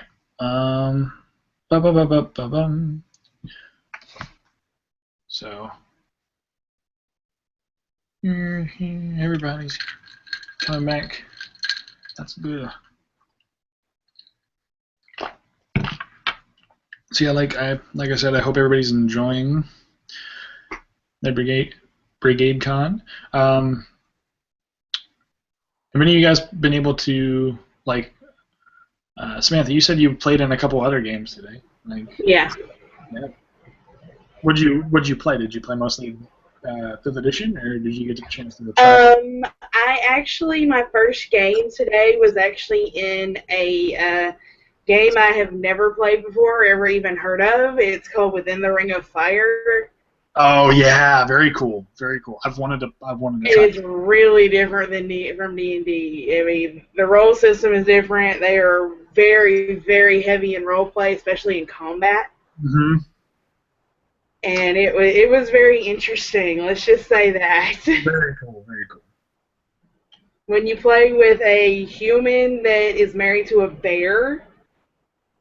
Oh. Nice. A lizard man, an ogre, and I was a Mihungi, which is essentially a wolf person. Yeah, that's awesome. I want to be a part of that right now. Like, that sounds like something I'd totally be into. It was fun. My other game was with Jester X, was the random dungeon crawl. Okay, very cool. I was a paladin drow. Nice. With a criminal background. That's an interesting combination. Paladin drow. That's awesome. He gave us a chart. It was supposed to be randomized. I just rolled, and that's what I came up with. Sweet. And then we also had a drow cleric. All right. Whoa, that's pretty cool. All right, so is everybody back yet? I'm assuming. I see pretty much everybody. I think everyone's back. All right, cool. So let us start. Let's start up. If Cody's okay if I start? Of course, yeah. Okay, I just want to make sure. I know you're like eating and stuff, so we're good. All right, cool. So as you guys arrive to the actual lighthouse, you can see that there are crates and there are people, the same people that were wearing the masks earlier that you saw in the marketplace. They're carrying bodies. You can't tell whether or not those bodies are living or dead, but they are carrying bodies into the building, one by one, and they sort of seem to be drawing from either a pile or just coming in directly from where the carnival is into where the lighthouse is, carrying these bodies kind of up the stairs. They don't seem to see you or even really pay attention to you as you're going up. But you're a couple of feet behind them, so most likely you won't catch them by the time they actually get up to the second level of the building. So what would you guys like to do as you go towards the lighthouse?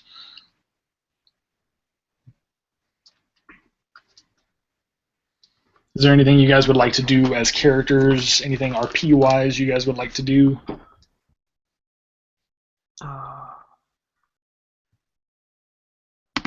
Yeah. Zared's gonna move over to, Hrothgar. Right. Yeah, like, just have a bad feeling about this place. Hey, you think undead coming out of the ground? Yeah, no, I don't know, it's something else. You're What? okay, right? Oh, no, just really uneasy. I can't quite put my finger on it. I can, and I'll crush it. Yeah, I'd like to see that, yeah. That'd be good. Did you see what I did to that one dwarf? When you leapt over him or after? Well, when I actually punched through his guts. That was cool, Yeah. wasn't it? That was quite spectacular. What should I call that move? The Gutbuster? I was just thinking that. Yeah. Call it the Gutbuster. Alright, so you guys finally get to the lighthouse, and as you enter, you can see that the door is open and ajar, as if they've been kind of going in and out.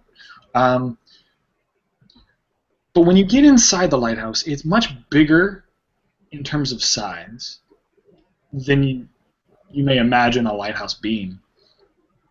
And inside the main room at the bottom, there are 8 different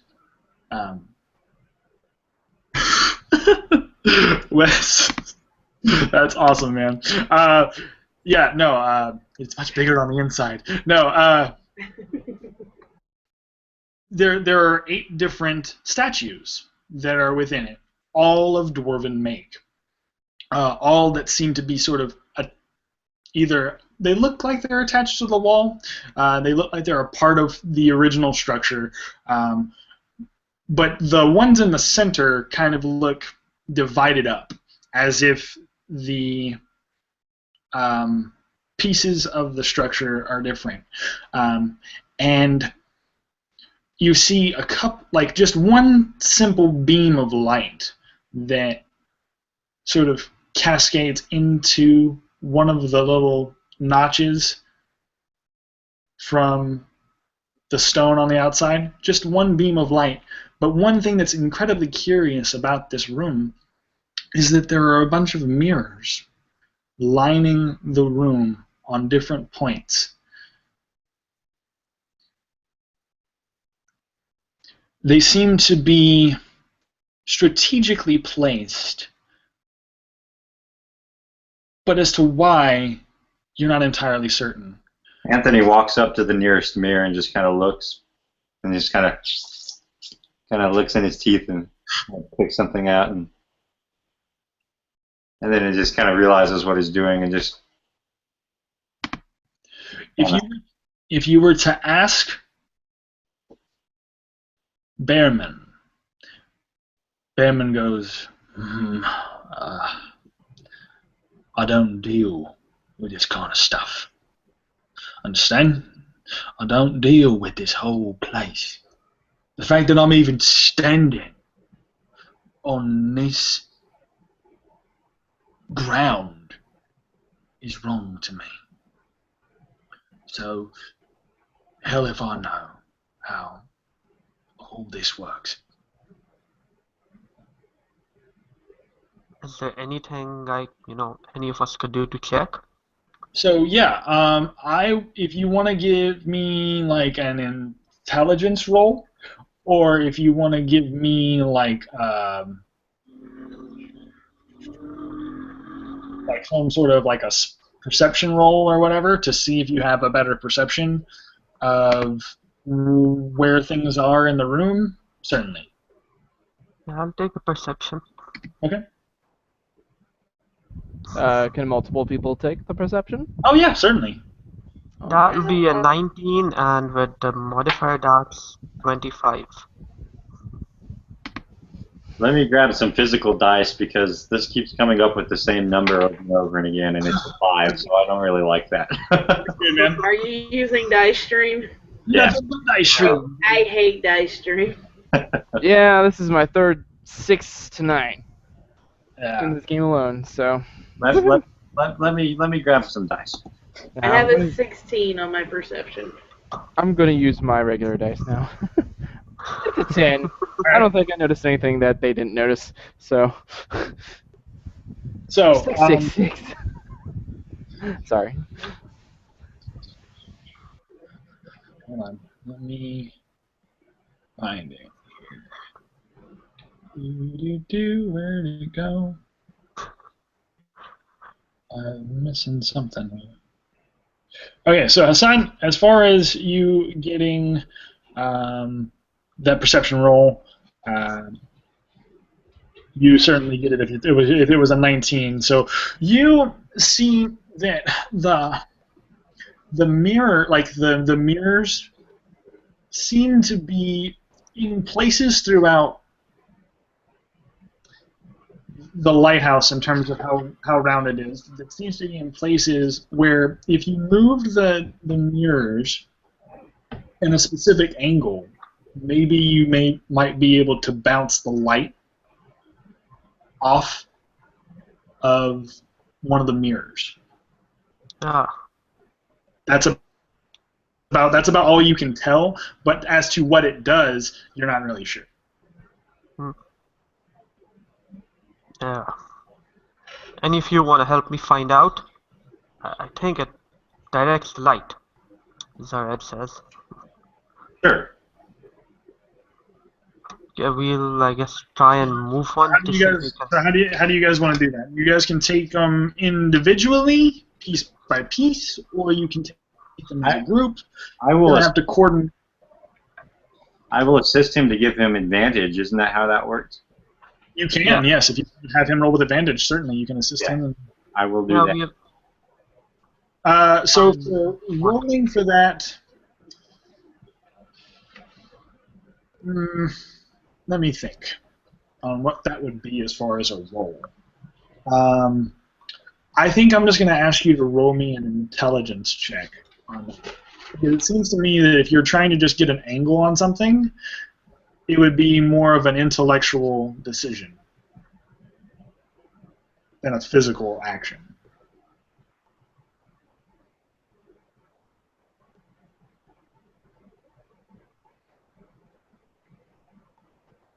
that'll be an 11. 11? Okay, so you think you got it right. You think you got it set up in the right position. You start aiming the mirror, one of the mirrors. There's 8 mirrors in the room, but you start aiming one of the mirrors, but it doesn't quite get to where, it doesn't quite hit its mark in terms of where it's supposed to go. And with that, when it hits a part of the wall, you start to hear a rumbling, and the statues that are around, if you're presumably, since it's a fairly large room, but one of you is at least near a statue, the amount of space for you to walk isn't as much as the room is fairly large just out of structure size. So if you hit the stone, let me find out for you, man. Because let me pull up a picture real quick. I want to show you guys what we're dealing with here. I just pulled these up a second ago. Yeah, here we go. All right. So let me see if I can screen share without destroying my lag again. Bum, bum, bum, bum, bum. I want to screen share this thing. All right. Cool. So if you can see this here, the first room that you're going into is going to be this one right here. I know it's not that big, but it's the top one up there. There's a couple of areas where like a cannonball has hit the front wall here. That's what's coming. That's where the light's coming from. But it's up above, so it's like a hole in that's looking down into the room. And then the rest of it has statues and stuff around it. I just didn't get a chance to put the statues in the actual design. So you've got a little bit of room everywhere. You do see that there are blood splatters and certain things on the floors. And as far as anything else goes, that's about it. So as you hit the wall, though, you end up triggering something. You hear a rumbling, and one of the statues begins to crack. And if you are near a statue, you take 2 bludgeoning damage.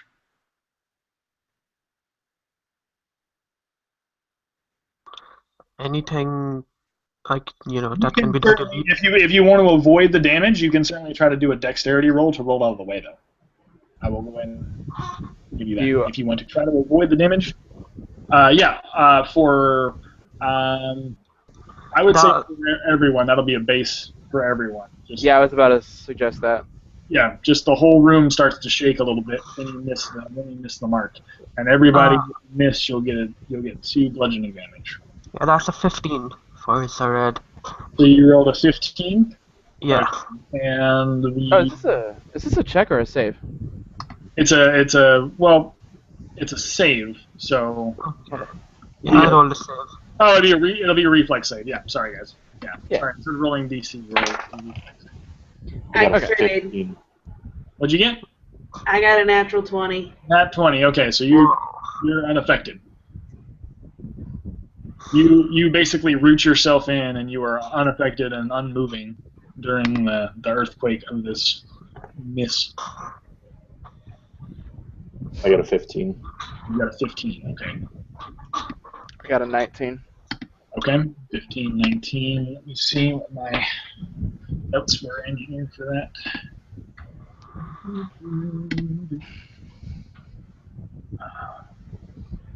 As far as the trap goes. Okay.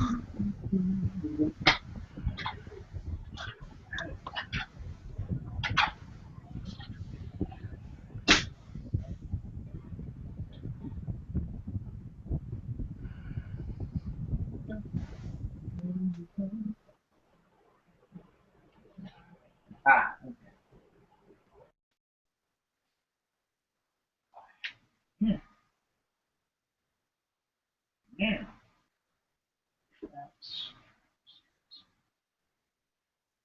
Oh well, yeah. I'm gonna say, did anybody roll under? Hold on. Did anyone roll under a 15?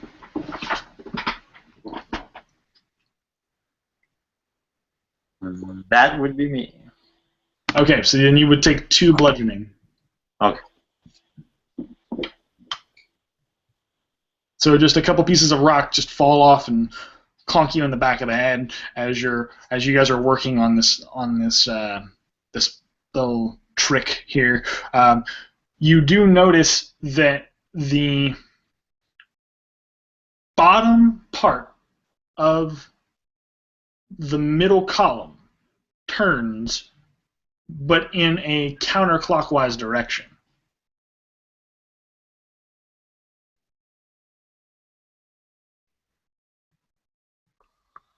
Well, I don't know what I expected. Are you okay?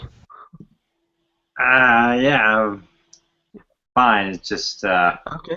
just a little blood. Okay. So as you guys continue to try to piece this together, how do you guys want to go about doing this here? Do you want to try to take each individually, or are you guys trying to do multiple mirrors at a time and trying to like bounce the light off each one as you go along? I'm kind of PO'd that I just got hit in the head, so I'm gonna put my helmet back on. Okay. And then I'm going to attempt to move a mirror, just kind of like out of frustration myself. You know, kind of when your dad, closes his hand in the car door, and then he's just kind of in that weird rage, but it's silent. You know what I mean? Right. That kind of thing.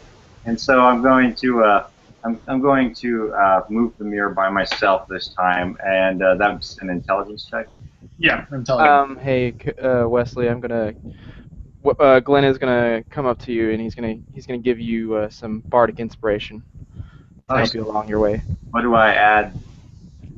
Bardic inspiration? Yeah. You'd say. D6, isn't Then it? adds D6. Oh yeah, D6. All right, and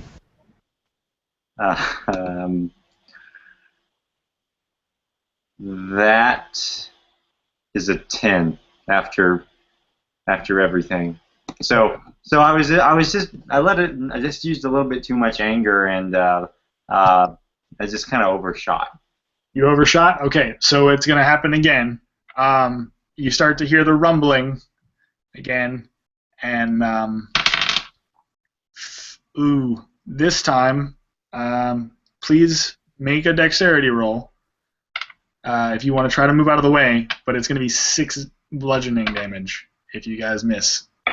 Everyone again? Because it affects 5. I got a 1. Okay, so 17 for me. Okay. 22. 19 after my modifier. So Wesley, because you put your helmet on, safety first, man. Yeah. Safety first. Okay. And then Hassan, you pass. You're good there. Azure kind of just sees it coming and takes one step to the other side.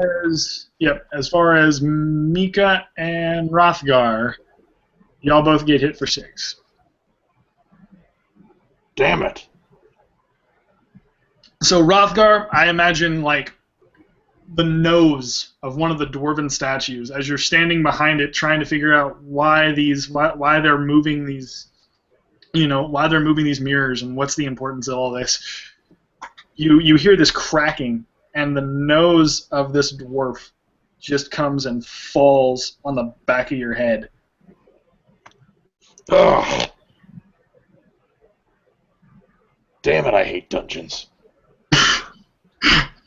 I like a wide open plain where I can just kill things. Wring their necks. He starts kicking around debris like really pissed off, like ugh. I'm gonna make a will save so that I don't punch a mirror. Oh, I didn't even think about that. What? No. I failed. I mean, I got a 3. Then 7 years bad luck. Do it. Just do it. Rothgar says, "Son of a bitch," and he just punches in one of the mirrors. As you punch the mirror, you, oh god, I have to think about what. Yes. This is fascinating. Okay, so as you punch this mirror, shards of the glass go everywhere, and I'm assuming that the light beam is now kind of almost disco balling everywhere. So this is what's going to happen. Because of that situation, I'm going to make this really, really simple. You all die. You start to see the center column like rotate in multiple directions at once, and certain light beams hit the right spots and certain light beams don't, so it starts to shake and rumble. But what you can see is that as it's turning, there is a staircase somewhere in that rotating circle. Somewhere in the rotating center, there is a staircase that you can go up. However, now that Hrothgar has broken this piece, all of those shards are making it rotate multiple times without stopping. Yes. And they're all rotating at different times, so there's no actual real staircase you can get to yet. So you have to form a way to make that staircase happen. I'm just still screaming with glass in my flesh, so. You're like, ah! I want to make a charisma check to make sure, to try to like calm him down, to make sure that this doesn't send him into a frenzy or anything like that. Blood rage! A charisma contest. Okay, so mine's a 13. Nat 20. Okay. Okay. So describe what you're going to do to me. All right, so what I'm going to do is I'm just going to come up and just calm down, you know, we all make mistakes, you know, and I immediately punch you in the face. And I crit it again. Oh no! And no, we're not even gonna count that. But like you can crit and you can punch him in the face. How much damage would you have done? 7 bludgeoning. I mean, Bludgeoning? if you're going, Out? Is there 7? Oh gosh, I just kind of take a couple steps back, and you know it was through my helmet, but I pull off my helmet, and my nose is just bleeding, and I just kind of pull out a tooth, and I'm just kind of like, and I'm gonna make a will save to make sure I don't start a fight with him. Oh goodness! I'm foaming at the mouth. Oh no! What did we do? I just rolled a 2. Oh no! So with that, I'm just gonna pop my knuckles, and I'm gonna hit him with an Eldritch Blast. Oh god! 2 party members are gonna die. All right. Do I hit with a 14? Yes. All I'm right. wearing nothing but clothes. Do what? I'm wearing like ratty clothes. Yeah, your bolt of lightning is gonna hit me. Oh no. This is too much. Let's see. You take. I believe that's 8 damage. Uh-oh. Uh-oh. So I just kind of throw the tooth on the ground and just hit him with this bolt of energy. Oh god. So yeah. I slip my helmet back on, and as a bonus action, my sword appears in my hand. So you've officially pretty much blasted Rothgar into the opposite wall, probably breaking another mirror. Oh no. Yeah. So Fail. the puzzle that I had in mind is completely gone. That being said, Before he tries to hit him with the sword, I step between them because I have no idea what's going on. I just see them fighting, so I'm like, do not. oh my god. But I see his sword, so I know that I'm probably going to have to defend myself if he tries to hit me. Alright, so I just say like, you know, get out of the way. Yeah, I say, move, you tree, bitch. Oh no. I turn around and ignore the one with the sword and hit the one that just got bashed against the wall because he called me. Let's roll initiative here. This is. And then, oh god, and then Bearman just walks in and says, really? They chose you to be Copper Jackals. They chose you to be Copper Jackals. I'm not. Well, he shouldn't call me names. It's not a name. It's a part of. Never mind. Obviously, we've. I got a 15 initiative. Oh God. Anyways, as you're doing. I got a 19. So did I. I got 19 as well. If we're still doing that, I don't know if Bauman should make a charisma contest with all of us to see. Can Zared do anything to stop them? Step in between, calm everyone down. Guys, I think we're just okay. I'm gonna listen to Bauman, and I'm just gonna take a deep breath and sheathe my sword, and I'm just gonna make this motion to the orc and walk to the other side of the room and just take a deep breath. If Behrman will I'll give him advantage on a charisma check, and if he'll beat me, I'll let him. I'll calm down. Otherwise, I'm going to go into a frenzy, and you guys are just going to have to deal with it. Oh gosh. A strength check, okay. That's an 8. Chad, go AWK. No, I'm here.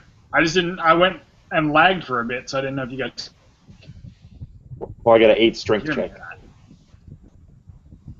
Trying to explain to you is that like you're gonna try to stop the pillar in the middle, right? Wait, What?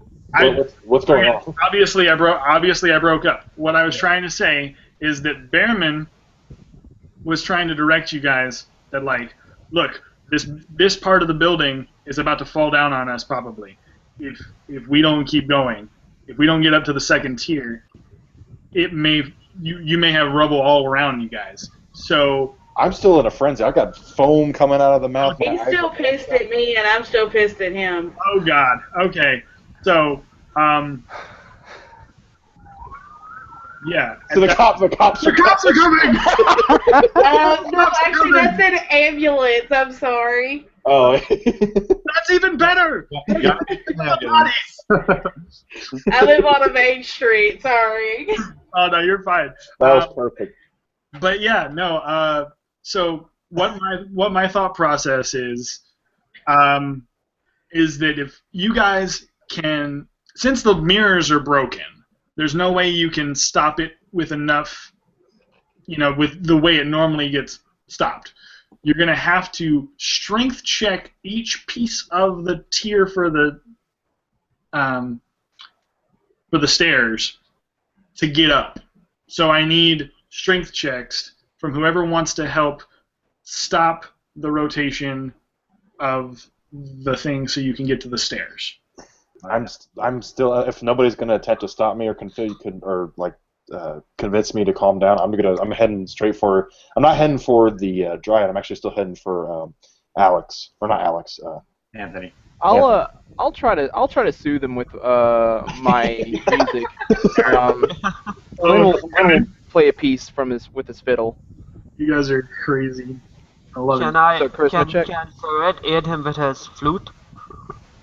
Yeah. If you guys want to try to aid him from pretty much blowing up this entire lighthouse with his half-orcish rage. I'm still trying to attack him because of what he called me. Oh God, no! See, I didn't even hear that because that's when I broke up and I lagged out a little bit, so I didn't even hear what. I'm just gonna go ahead. Should we roll initiative? Like, I know this isn't a combat encounter. I think that's the safest way to do this. This has become PvP hour. Oh God. Okay, I'm rolling initiative. All right. Okay. I thought we already rolled initiative. I thought we did too. All right, I'll go with my 15 then. Yeah, I'll go with my 5.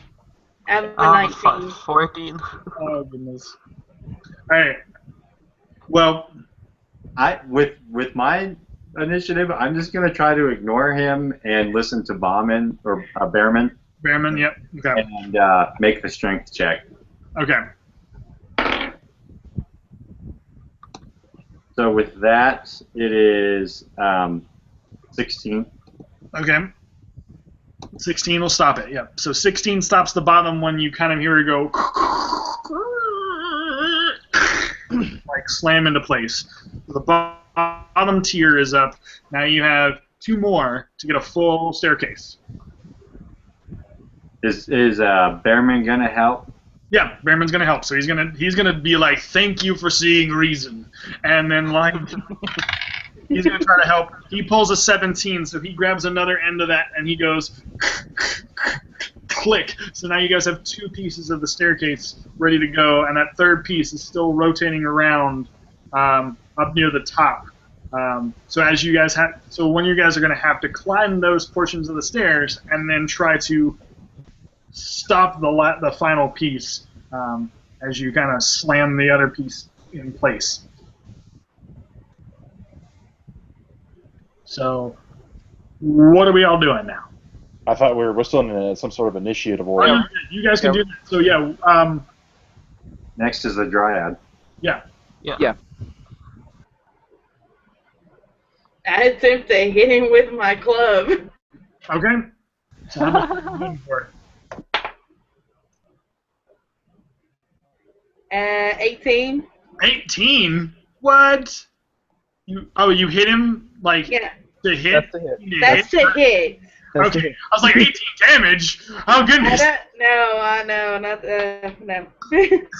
Okay. For 5 damage. Okay. I don't hit him very hard.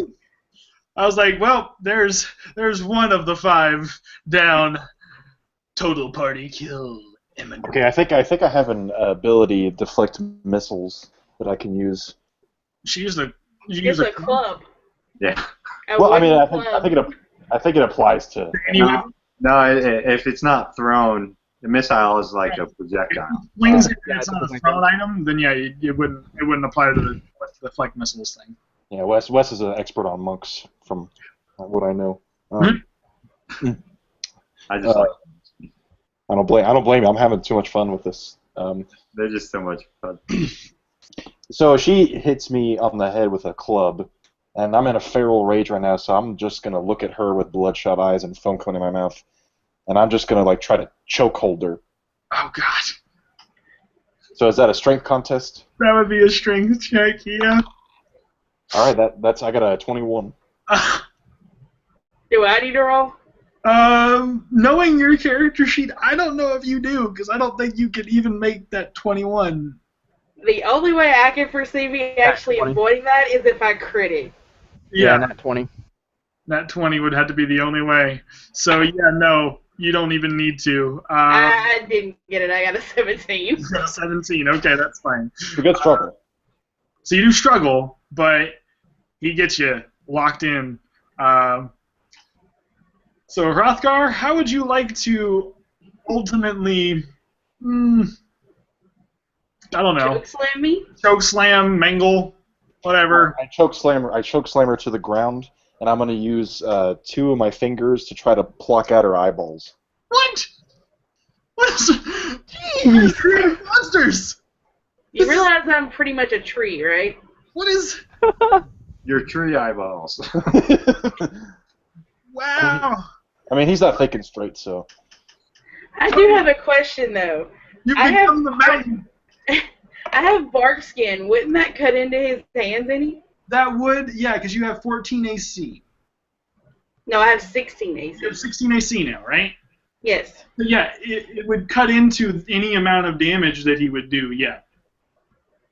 I got a 15, so I like just missed. Like I tried to like shove my fingers into her eye sockets, but then I realized it's like real hard bark, and I'm like getting really pissed. You're just like trying to scrape at it, and it's not doing anything. You're just like, Yeah. Okay. So, I know this isn't in order, but can I use prestidigitation to just kind of have like a butterfly fly past him and kind of distract him from beating on this dryad? Sort of firework display. Like, Yeah. Like the Chris Pratt, I'm distracting you, you dumb nut. Yes. Do it, Please. person. Do it. I'm into that. Do it. I don't think I have to roll for that, do I? You don't have to roll for that. Just do it. Like, describe to me how you would do that. What happened? What would you do presentation to do that? So with that, I'm going to. It's going to be like this wisp of flame that goes in front of his nose, and then that wisp is going to just kind of like form into a butterfly and just land on the shoulder of Hrothgar. Hrothgar doesn't care. No, God. Dang it. Here, how about this? Let's contest. I'll use my intelligence, and you use your wisdom. All right. Well. All right. Another nat 20. Oh, crap. Never mind. Cody, I tried. See, I'm a hit or miss guy. Like I haven't gotten any like mediocre rolls. you either get the 3s or the 20s. Yeah. Okay. And I'm using a game science die too, so. Oh, that's why. Those game plans are crazy good. Okay, so Bearman, while you guys are being ridiculous, it's just Trying like to kill each other. trying to kill each other. He's like, this is the worst. Why? This is the worst opportunity. He's gonna go try to do it, and he does. He goes up, and he's just like, you hear, bloody sons of and just cursing under his breath, and you hear him just go. Now, if you're done being children, I believe we have a man who wants to meet us. I have a dryad in a chokehold with foam coming out of my mouth. Just grumpy as all get out. And I turned think into a snake. Oh, that's turn into a snake? Yes. Okay. Is that one of your spells? No, that is my wild form. I'm a druid. Wild form? Okay. And is that something you can do all the time, or how many times a day can you do that? I can only use it twice a day. Okay, you can only use it twice a day, but you want to use it now? Okay. Yeah, I'm trying to slither out of a chokehold. Okay. And I would say that's just a dexterity roll. Is that my dex or its dex? I'm gonna say, does it have a dex that you need to roll at? It has a whole It has a whole set of stats. For the sake of it, go ahead and use yours, because I feel like yours is going to be higher than the snake's. No, the snake's is. Snake's is higher? Okay, go with the snake's. Because I just don't want you to die. I got a 14. 14? Okay. So, Cody, you're going to have, in order to keep her in that chokehold, you'd have to roll higher than a 14. 19. Oh, geez. Okay. So, does it matter that I'm a constrictor snake? It does matter that you're a constrictor snake. You can wrap around his arm and make it to the point where you can get out. Like, if you want to wrap his arm enough to where it like would cut off the blood circulation, I'll say you do that, and eventually I will do that. Eventually, he lets go, and you can slither away. Okay? He might still be angry and enraged, but he'll let you go. Let's see. Is there any actions that? Is he gonna take damage because I constricted him? Not much, if anything. I can roll a. Here, I will roll a D4. Yep. The D8 on the attacks. D8 on the attacks? Okay. Yeah. I'll roll the D8 then. And see what we get. Oh, Cody. So she wraps around your arm pretty tight. And in order to let go, she rolls an 8 for that. I am at -6 hit points. Oh, crap! I didn't think about that. You are now... So she wraps Actually, there's no such thing as negative. I am unconscious and dying. Yeah. So you are... she wraps around so hard she cuts off your blood flow and you pass out. Yeah. Fall to the ground. So basically, he lets go. Awesome. Yeah. Hey. Hold that. Oops. Darn. I wanted to be able to help with that, but you guys kind of like went into the whole thing. I was gonna try to calm him down with my instrument playing, but. Oh, no, that's... Oh, well. Okay, cool. So, Bearman, you hear the voice again. He's like, oh, look at you. You can barely even control your own men. They're falling around you like flies. No wonder. I have what you want. I know that. But I doubt you'll even get to see me before you make it all the way up here.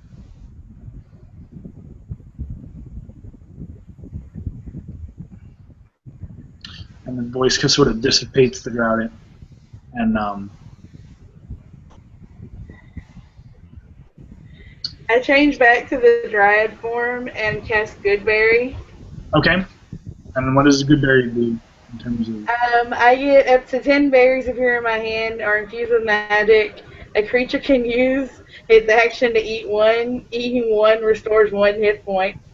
Okay, so you want to give him 10 hit points, basically, like shove the berries down his throat and give him 10. Basically. Okay. All right, and then you said you wanted to do a 16 on the medicine check. Okay. Yep. So I will say that if you want to like bandage his head or do whatever to kind of, get him to wake up, certainly. I'll patch him up. Yep. And then How many hit points do I have now? let's just do that like a basic heal kit. So I think it's a 1d10. Or 1d10. I think it's like a 1d10 for the basic heal kits and stuff. So are we going to force feed him the berries or wait till he wakes up? You can force feed him the berries if you want. If he wakes up and in the midst of that and decides to punch you, I don't know. But I rolled an 8. okay, you rolled an 8 on that. Mm-hmm. So he gets 8 hit points from that. He wakes up gasping for air. He wakes up gasping for air. Well, his eyes are no longer bloodshot. And he says, "Oh, my fucking head! What the hell happened?" Well, I can't. I just hand him the berries or put them in front of him and said, "Here, eat them." He eats them. He eats them really quickly. well, And don't call me names anymore. if we're all done, What are you talking about? if we're all done playing, Wait, what the hell happened? Rothka, you went a little off the handles. Oh, that explains everything. If he were to look at me, he would just see like these streams of blood, and I'm just looking at him like, you don't remember? It's like you practically took out half your team. And I'm looking at him like he's an idiot. Just like, really? I'm proud of you, but I'm very disappointed at the same time. Oh my god. My head. If we would please continue up the stairs. Yeah. Likely they have heard us by now. Because there's no way they haven't. With all of you. Fuck you, just let's go. Yeah. I walk up next to Behrman and I say, "What's dead?" And I keep walking, following. Oh my god, that's great. Okay.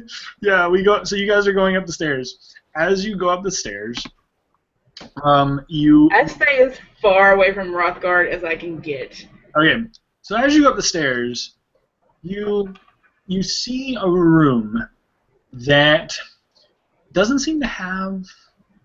You don't seem to see anything in terms of people.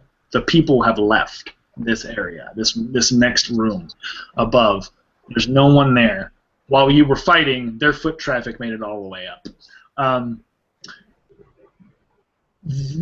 As you get there, you find yourself in a room that looks like a healer's lodge. The second part of the lighthouse has tables and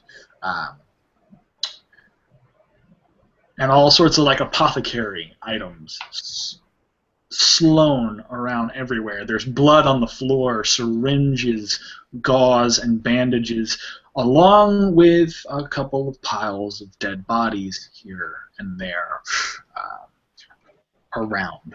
I'd like to see if I can identify any of these potions or herbs or anything that might give me an idea about what exactly is happening here. Yeah, certainly. And that's a unnatural 20. Okay, so an unnatural, but it's a 20. Okay, so you see, as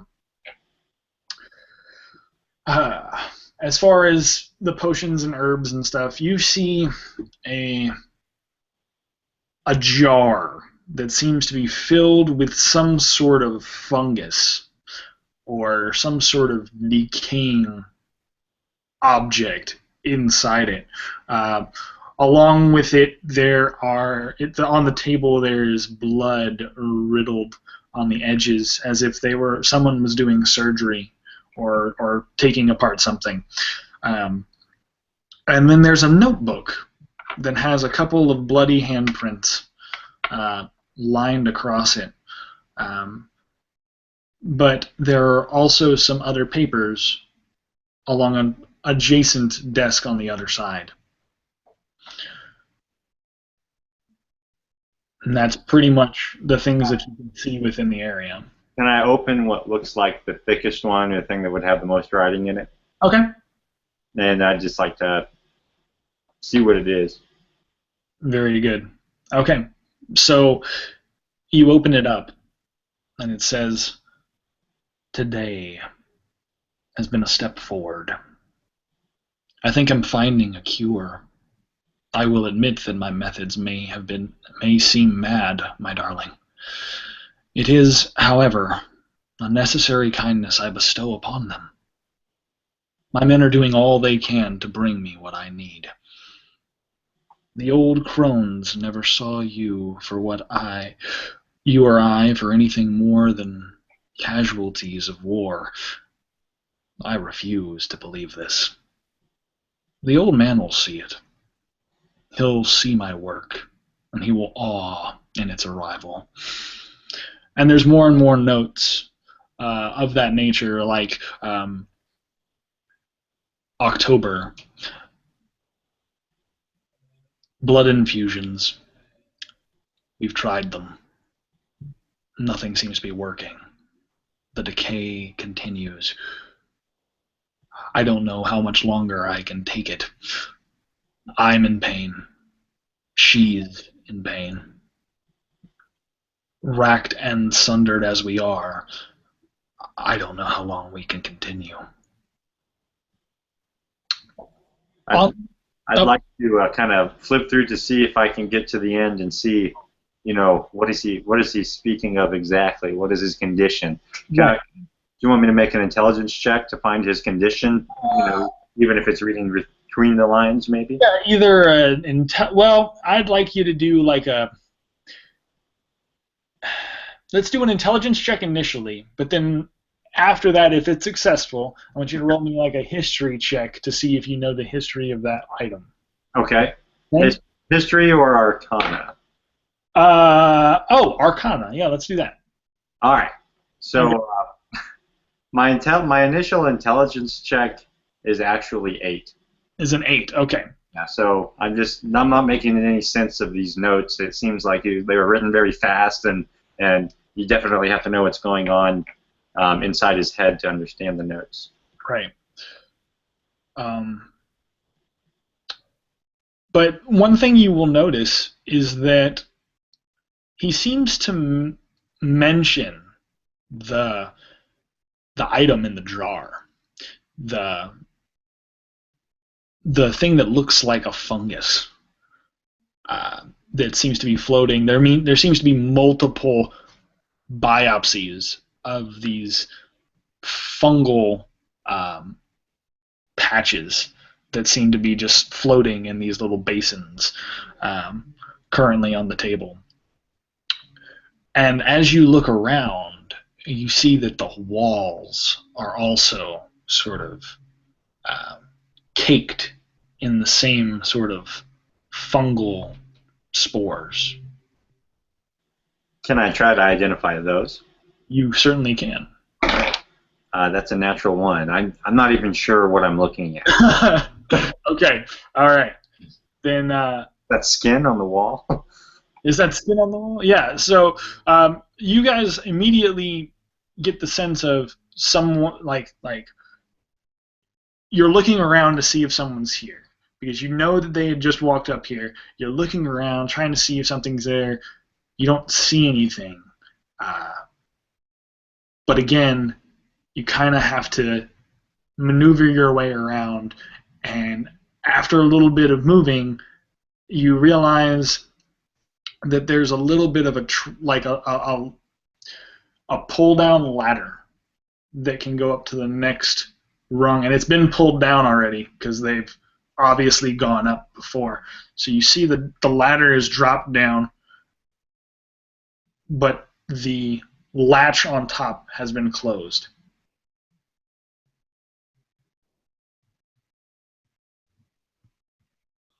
I would like to try to send Hrothgar up to basically push it. And what I say is, do you think you could channel a little bit of that rage up? And I point to the door up there. What you want me to? Hrothgar is still holding his head like he has a headache. He's like, oh, you want me to bust a door or something? Yes. That would be nice. As long as it's not my nose. Yeah, the red speaks up. I can try and pick it in case it's locked. Ooh. Yeah, give it a shot. I'm not feeling too hot. So yeah, if you want to see if it's locked first, go ahead. Feel free. Yeah, I'll check if it's locked. The red checks if it's locked first. Yep. So if it's locked, once you do it, you'll find that it is. They locked it back. Yeah, okay, so he'll just It's locked from roll the and it's locked from the top. So they locked it behind it, so it is locked in. So you wouldn't be able to unlock it or pick it. You would be able to detect whether or not it was a locked device. Yeah. Yeah, I don't think this is going to work. You might have to bust it in.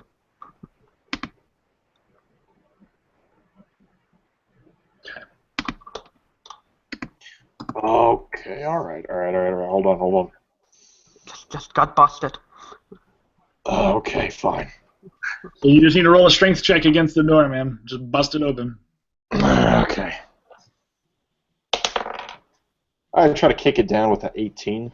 Okay, and just be careful. Just be careful not to be overzealous, because if you are, things could happen. Are you talking to me as a DM, or are you talking? I'm talking to you as a DM and as a, I'm just talking to you as a DM and letting you know that there may be other things in the room that you need to be aware of, that if you were to miss, it may be not so good in your favor. All right, then. Okay.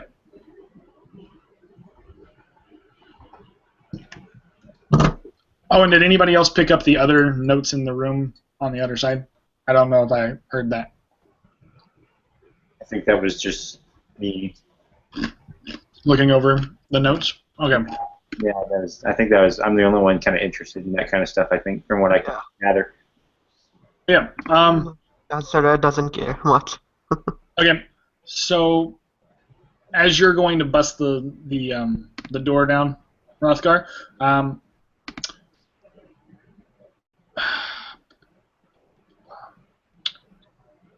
Wes, he's gonna. So the book, the other notes that you see are from a different person because it's a different handwriting. And it's sort of a conversation of regret. And he says, "We never intended for him to end up that way. It's something that we can never imagine. Casualties happen, though, and we thought he was dead. We had all seen the blast from the bleak. We had all assumed the worst, and we were there to protect the city. But when we found him, he had gone. I hazard to guess what might happen now that he's gone rogue."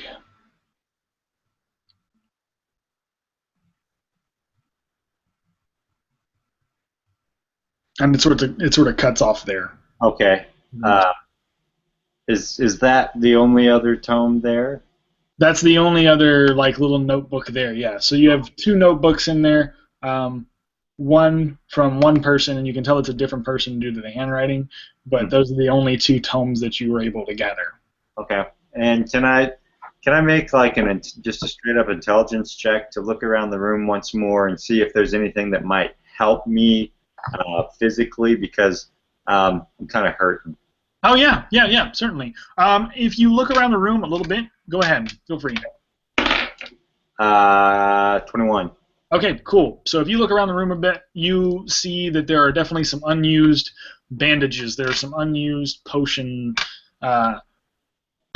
and tonics that they haven't used yet that seem to be fairly usable and within reason. So you have, let's see, a couple of potions of like light cure wounds and a couple of bandages of just like the regular bandage kits. Okay. Okay. I'd like to pick up one of the potions and use it. Okay, feel free. So that potion, I think, is a regular one is like a D10 or a D8, I think. Okay. Yeah, I think a D8. One point. Alright, so I'm gonna go ahead and say you can roll that again, just for the sake of it. Sweet. Okay.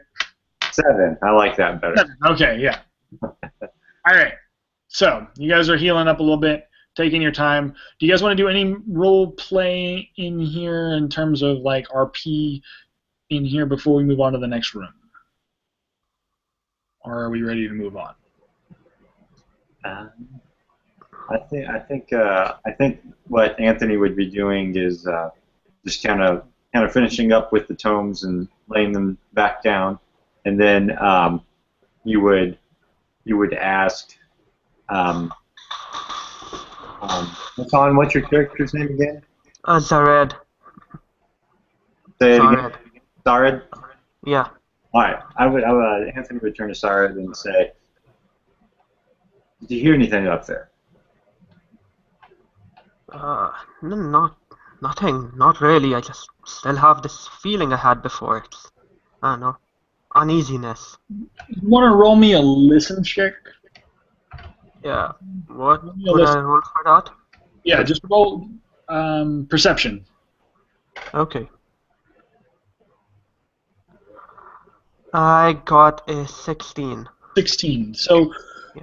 you go back up the ladder and you put your ear to the door.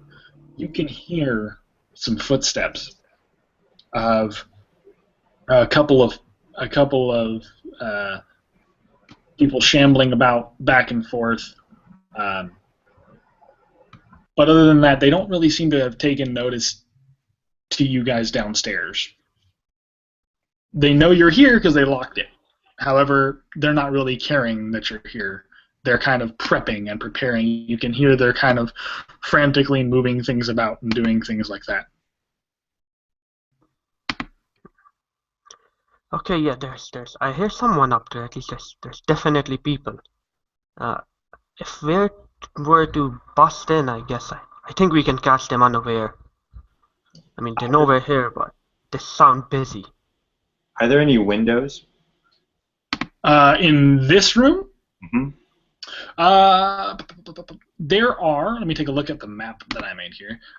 There's no windows. There's a couple of window partitions. However, most of the light is actually coming from larger holes that are kind of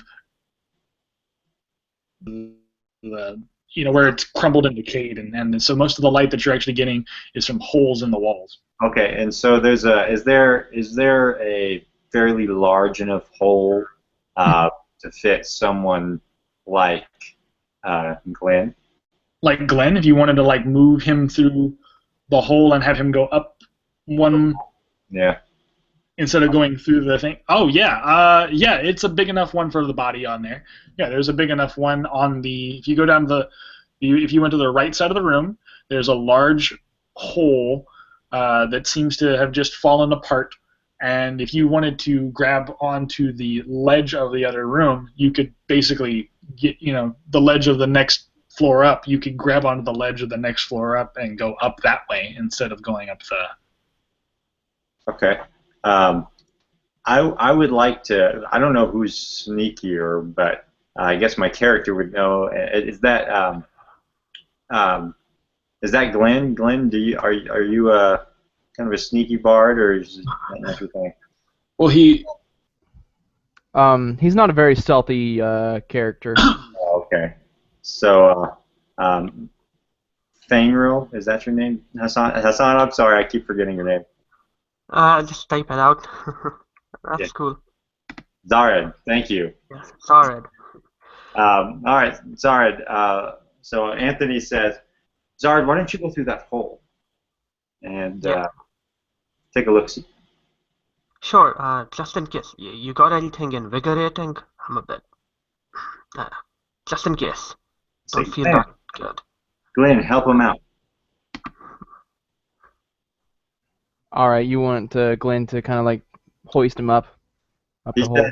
He said he'd like something invigorating. And invigorate. I'm sorry. Okay, he'll bring out his fiddle and I'll start playing a tune from. It's a happy tune, and gives him bardic inspiration. Thank you. Okay, so yeah, Zared's gonna move over to the hole, and I gotta ask the DM: is that gonna be something that the guys upstairs hear? what are you talking about? The playing music? Yeah, I just thought about that. Oh yeah.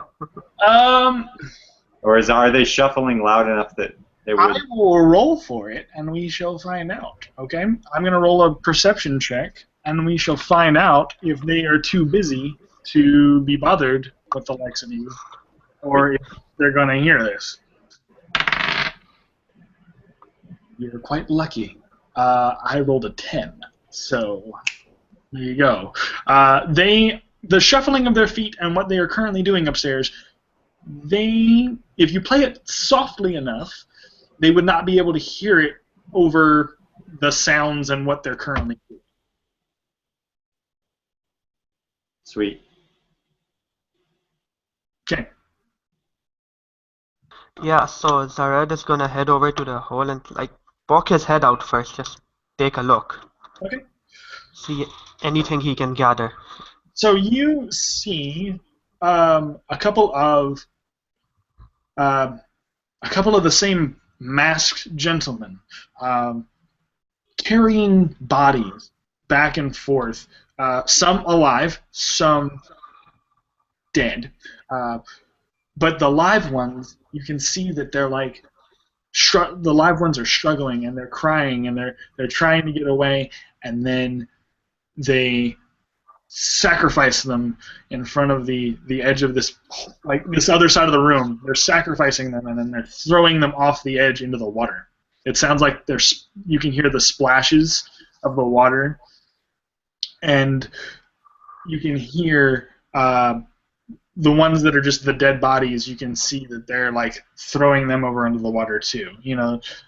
So it's just this kind of assembly line of men just going back and forth, dealing with these bodies up top here. And then you see the two that had been there earlier that were carrying the bodies. They're just kind of, one is guarding that trap door there in front of the ladder, but the others are so busy dealing with everything else that they're not thinking about it. And one... Zared, go ahead and roll me a perception check real quick to see if you can recognize anything. 7. 7. Okay, so you don't recognize any bodies, you don't recognize any faces or anything. Did he use his bardic inspiration? Oh, he could. Yeah, wait, okay, I'll roll that as well. Yeah, if you want to roll bardic inspiration, yep, go ahead. That'll give me an 11. That'll give you an 11. Okay, so that will give you an... I'll go ahead and say that'll give you enough. You don't recognize this man, but he seems important. He is bloodied, he is battered, but he has managed to crawl his way to a corner near a box, and he looks at you with these, like, pleading eyes. He looks to be sort of he looks to be dressed in robes, and he looks as if I can show you a picture here. 1 second. Let me grab a picture of him. He looks to have a very, very long white beard that seems to match his robes, and almost a shaven head.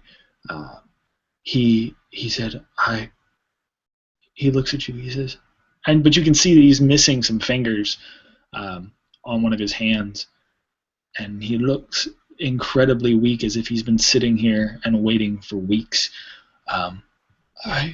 I knew you would come, he says, and he looks to you like pleadingly, like, help me. But he doesn't want to say too much, so his voice is very low.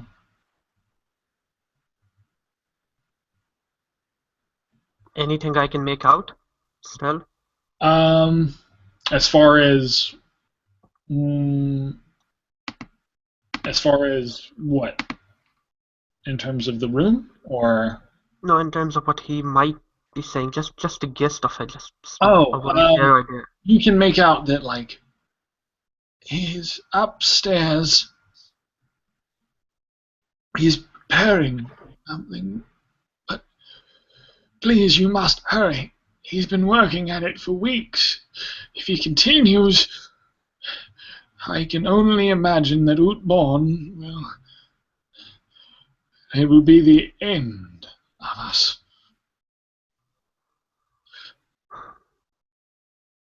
And Okay.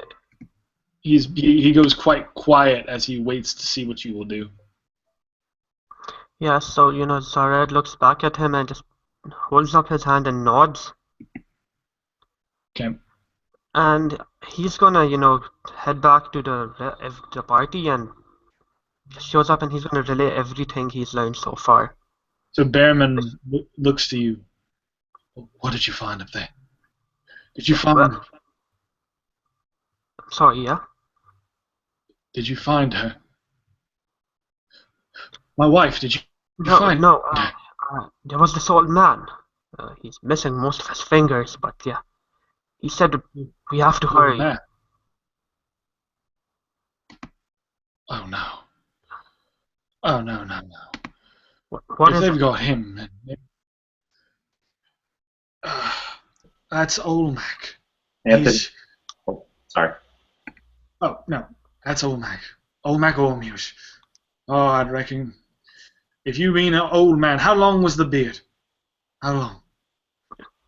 Quite long. He had an almost shaven head. Yep, nope, there's no mistaking it then. That's Olmec. Anthony. Who is it? Hold on, ow. Sorry. I'm gonna turn my mic off for a second, give me a second. Ow.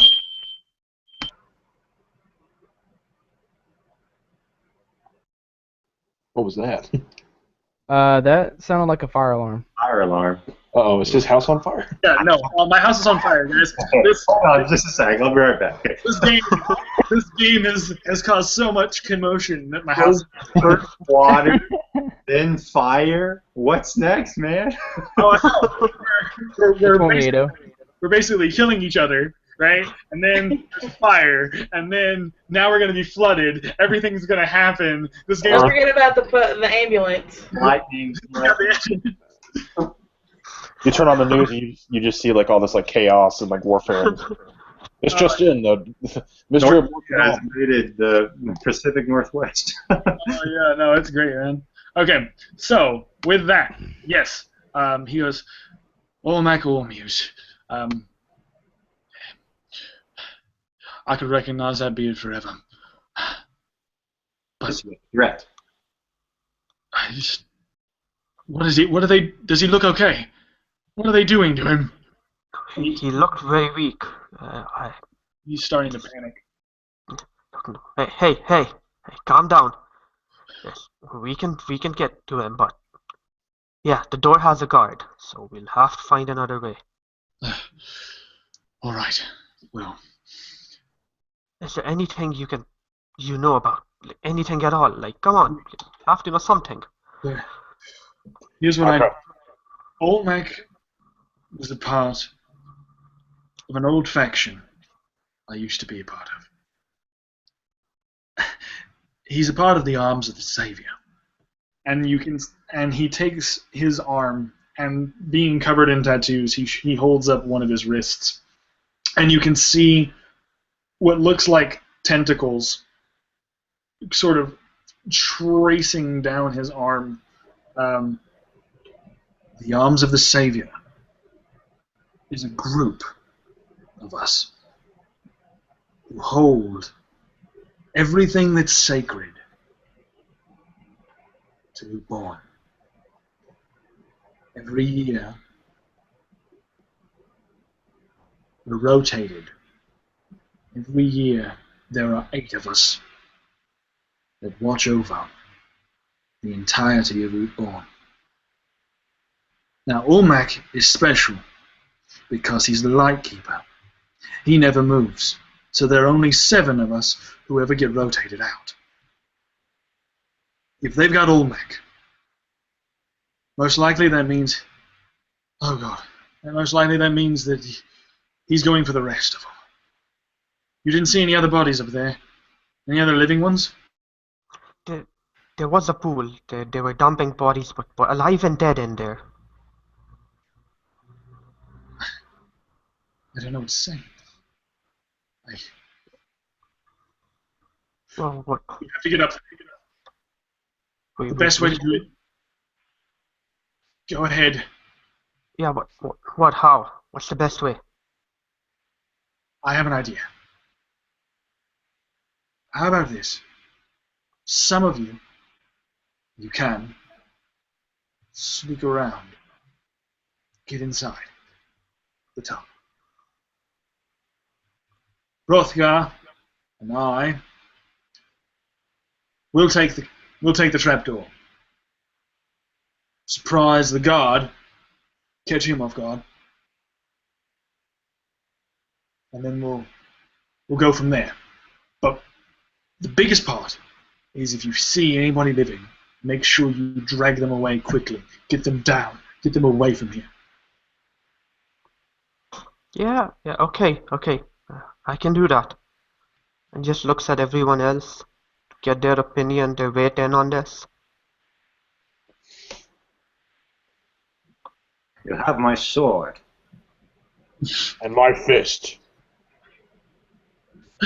Okay. Glenn holds up his staff. Alright. Mika just stands there with her club, going back and forth, just like, whatever. Mika, I have an idea. I have another idea. How about this? You're a dryad. Yes.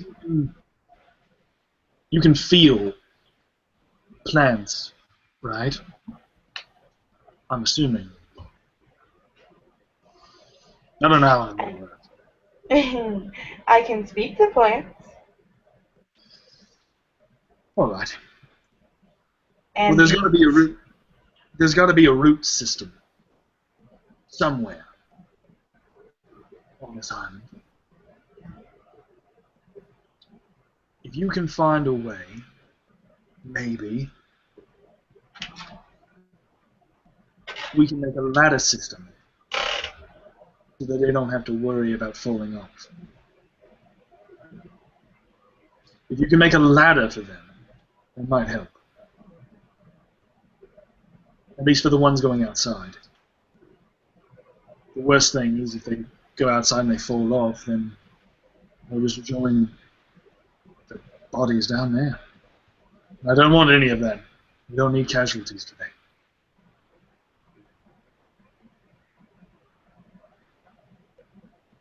I can try.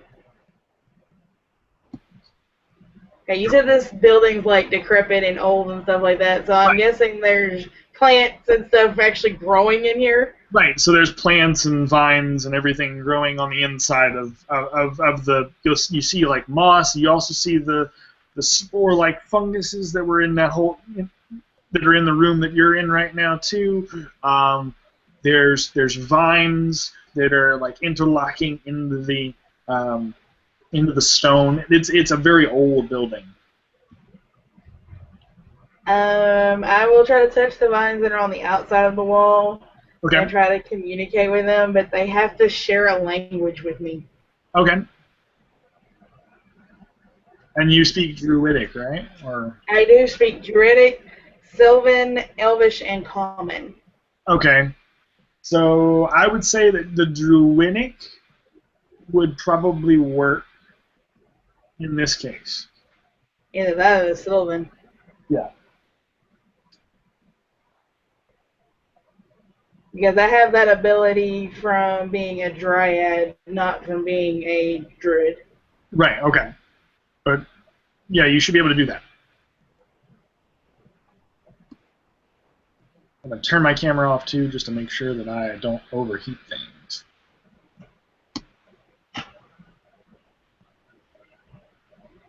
Yeah, I go over to the outskirts of the little hole there and put my hands down on the vines and start to speak to them and ask for their help in building a feasible ladder to allow people to either climb down or possibly be carried Okay. if they're not that heavy. Very cool. Okay, so that's exactly what you see. After a while of you speaking to these vines and to the surrounding foliage, you see that they kind of navigate their way out of their confinement, and they rise up the building and sort of just make a nice little curved ladder, sort of, or they still have like a rope to climb, and they make sure that they sink their roots back in to the top floor, to the higher floor up there, and it just sort of sinks in and digs into the top. I tell them thank you. Right. All right. And then, so who's going up the ladder? Who's going up the ladder, and who's going outside? Who wants to go which way? Yeah, Sarah will go outside. Okay. I'm probably not dexterous enough to Go up the side, so I'll wait my turn at the ladder. Okay. Who's with me? I'm not very dexterous. But I would say you would have advantage and bonus. That, like, the plants would maybe carry you even. Yeah. That was what I was thinking as well. Yeah. So I go outside with Zared. Mm-hmm. Okay. Very cool. So, Hrothgar, Yes. you ready to bust that door down, buddy? Or the trap door busted open? Well, Hrothgar will ask, where are the people to kill? And Zarin, you wanna? Yeah, no. Okay, fine. So there he's like right above. There's a guy keeping watch, but beyond that, the cat taking the people to some pool. So hurry. We don't have time, I think. Yeah, we don't have time. I'm climbing up the ladder. I want to kick some ass.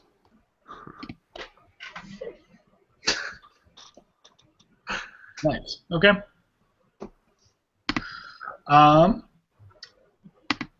So as you guys are doing this,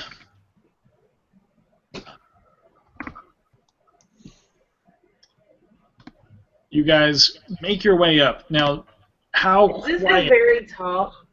No, it's not the very top. This is one level below the top. So you're talking to the people climbing the lattice right now, right? Right. This is one level below the top. Are there any holes in the top? There are some holes in the top too, so you could go all the way to the top if you wanted to. I'm going to commune with the plants to see if they can give me a kind of like a branch off from this bridge and try to give us a way we can actually just, it's not going to be more just to climb up, not necessarily be able to get down, but Perfect. up. That works. Then you can certainly do that. And I hold my position underneath the story to help the people that we're supposed to help down. Okay, very cool. I just throw the plants up in case we need to go up. Very nice. Very nice. Okay. So as you guys go into the next story, you see a couple of people that are alive. They are over in a far corner, and they are kind of huddled all together while the dead bodies are huddled in the other corner. And the trapdoor is right there, but the trapdoor is closer to where the dead bodies are. The live people are closer to where the vine is on the other side. So it is entirely up to you guys how you want to introduce that, but I will let you know that there are about 4 individuals. You can hear 4 sets of footsteps above. So, Chad, you said there was a guard at the top of the trapdoor. There's a guard right at the top of the trapdoor, yes. All right, I got a scene for you. Is that included in the 4 that you said were moving around? Yes, that is the 4 that I said that were moving around, yeah. Okay. All right, I got a scene for you. Okay. Guard hears people coming. This guard, he hears somebody climbing up the ladder. He wasn't instructed that somebody was coming up the ladder, and he sort of opens the latch and and immediately a glass-filled, vein-pumping, half-orc fist will go straight into his face. Nice. Yes. Okay. Cool, man. Do it. Do it. That's not too bad. That's a 13. 13 to hit. You know what? Sorry, 15. Sorry, 15. 15 to hit. Dude, 15 to hit hits. Hell yeah. Oh, pow! So that's 7 bludgeoning damage. 7 bludgeoning damage.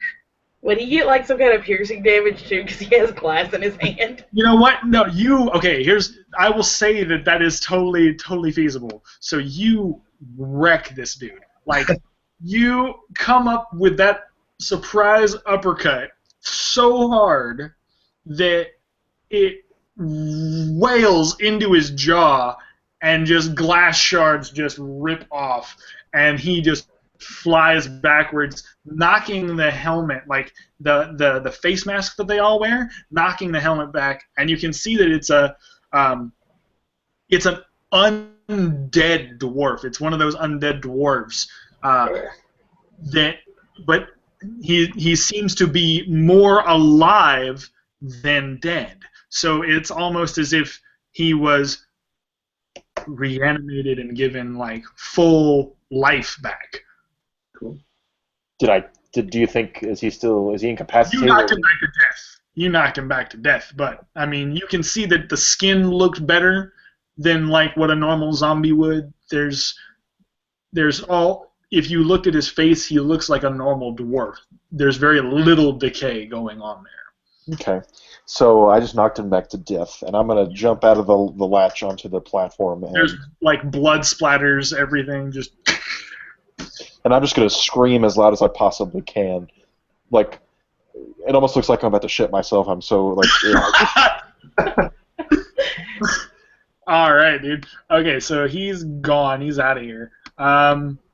You have the other 3 turn and look, and from one of them grabs a chunk of some sort of ore, and you can see that he just throws it into the pile of dead bodies too, knowing that you're coming up. He's like, oh, no, this is not going to happen. Throws this chunk of ore towards the dead bodies, and a couple of them, it disperses and makes this mist, and a couple of them start to crack and reform in the heap. So are they all distracted by the one coming up through the trapdoor? Right, the one guy going through the trapdoor, they're distracted by that, so they're trying to get as many bodies up to be a So part they're of not it. paying any attention to the hole in the wall behind them. No. Can I try to like sneak in and try to get at least like one or two of the hostages to try to follow me? Oh yeah, definitely. What about Zared? Are you gonna help, or are you just gonna hang out? No, he's gonna help. He climbed. Yeah. So do we need to try to persuade them, or do they just come willingly? They're gonna come willingly, but how about you do this? I will say there's a couple of hostages. Roll me a D4. If you have a D4, roll me a D4 to see how many you persuade to come down with you at a time. I got a 2. You got a 2. So two of them are like, I want to get out of here. I want to go back to see my family. Please, just let me go back. And you can I got a 1. They still have they're still clothed in their they're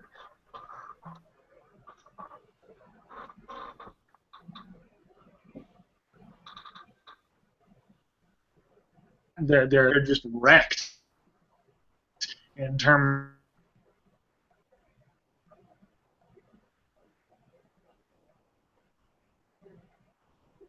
You're cutting out. Yeah.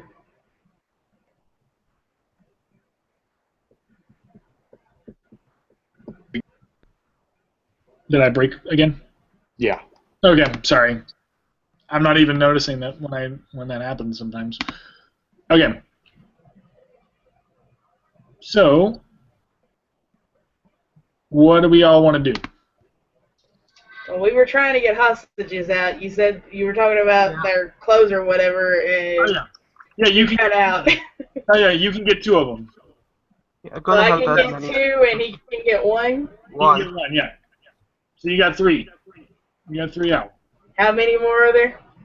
I'm gonna say that there are about 9 living hostages. One of them being Olmec. Yeah, but Olmec's kind of worse for wear. He really can't move too much. He really can move, yeah. On his own. Right. So for the ones that are still alive and just the normal patrons, there's about 9 of them. So you can grab 3 of them for right now, and then on the next round we'll roll again to see if you can get more of them. As far as initiative roll, we're going to use the same initiative, or I can roll initiative for the new guys. But as far as the initiative rolls, we can stay with the initiative rolls that we have. And we are going last. You guys have all the attacks before me, so you guys have full. Which initiative order are you talking about? The initiative order we rolled at the beginning, which was The very first one? Yeah. So that means I'm first. Yeah. We could just relist them. No. Just make a new comment with those. Right? So you guys want to keep trying to take people down, or you want to do like attacks? If you want to do attacks, you could. Yeah, no, Zared is gonna. He's just holding out his hand to whoever agrees to come with him, presses a finger to his lips, and just ushers them down. Yeah. Okay, so you guys have rescued. You guys have rescued 3 so far. You guys are still rescuing more. So then it would move to Wesley.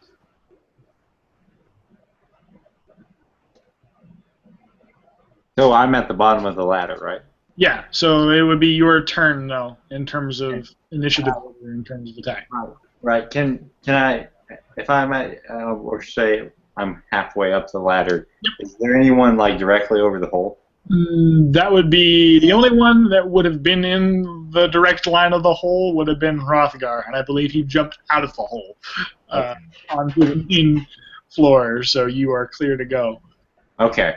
All right. So I guess I just jump out of the hole, and how many enemies are near me? just you see about 2, and they are like trying to either clear up evidence or get prepared to get there. You see about 2 of the masked men, and then there's 4 zombies on the left side of the room that have kind of formed themselves from the death pile. Yeah. And they're shambling. They're still shambling to get themselves together, but they're on their way to come and get you. Are either or any of them standing near the hole that they were throwing people into out of the lighthouse? Yes, actually. One of them is standing. One of the 3. Are you talking about the zombies? The zombies. The zombies, yeah. Actually, almost all of them are standing next to the. Because the pile is pretty much right next to it. So yeah. All of them are standing right next to the open hole there. Okay. I'm going to cast Thunderwave right in front of them. How big is this room? Okay. Oh, wow. Okay. So, Thunderwave, that's awesome. Thank you. Thunderwave is a 15-foot cube, so where exactly...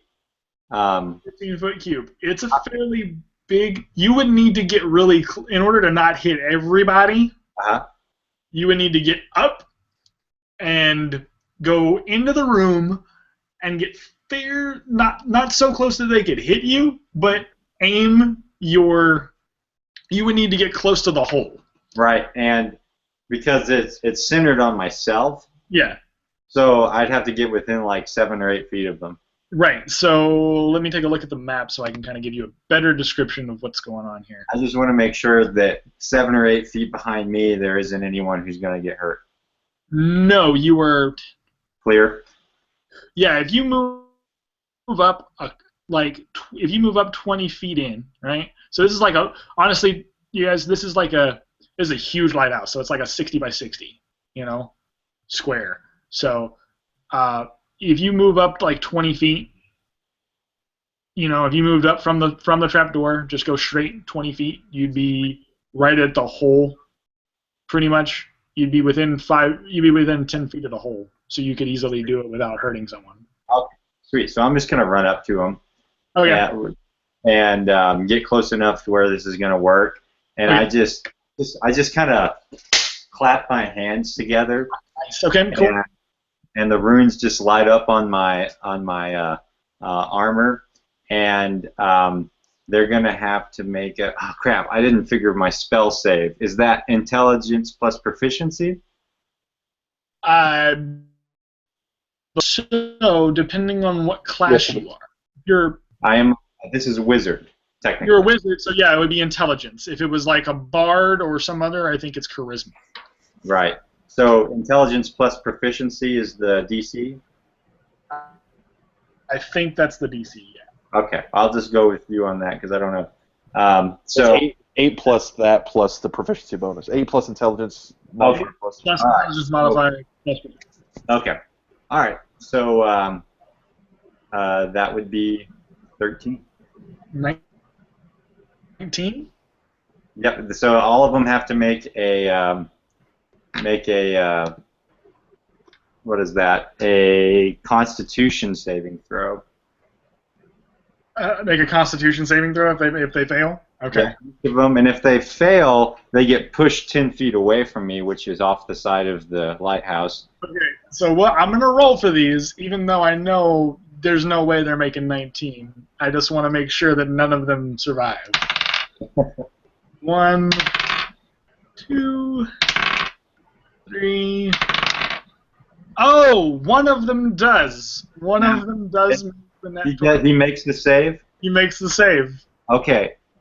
Because anyone who failed the save is going to get 2d8 thunder damage on top of being pushed away. And that in this case, that's 13. And so okay. You're going to take 7, right? Yeah, you round down, so it's 6, right? Yeah. So it takes 6 damage. Okay. Yeah. So here's how I'm gonna work that. You pretty much you see the 3 zombies get just thrown off of the ledge. Their bodies get like they fly off the ledge, and as they get flown off the ledge, the lightning from the thunder, like the shock lightning or whatever. It's kind of like a shockwave. It's thunder image, so it's just like pure sound energy. Yeah, the sound image basically rips them apart. If you can imagine like a sonic boom ripping the bot, like you watch them go out into the water, and as they're in midair, red mist of just burning, like getting sucked through a jet engine. Getting sucked directly through a jet engine, exactly. And then the one that's standing there, you basically concave his chest, but he somehow miraculously manages to just stand there, holding and his body just barely tiptoe holds on to the edge of this thing.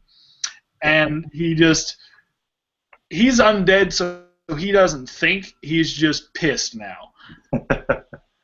And stunned. So, yeah, awesome. That's fantastic. Dude, take inspiration for that, because that was fantastic. That was just too cool. All right. Anyways, moving on. Let me think about what else is in the room real quick. Yeah, so of the 4 that were there, now we only have 1 left, and he's pretty much done.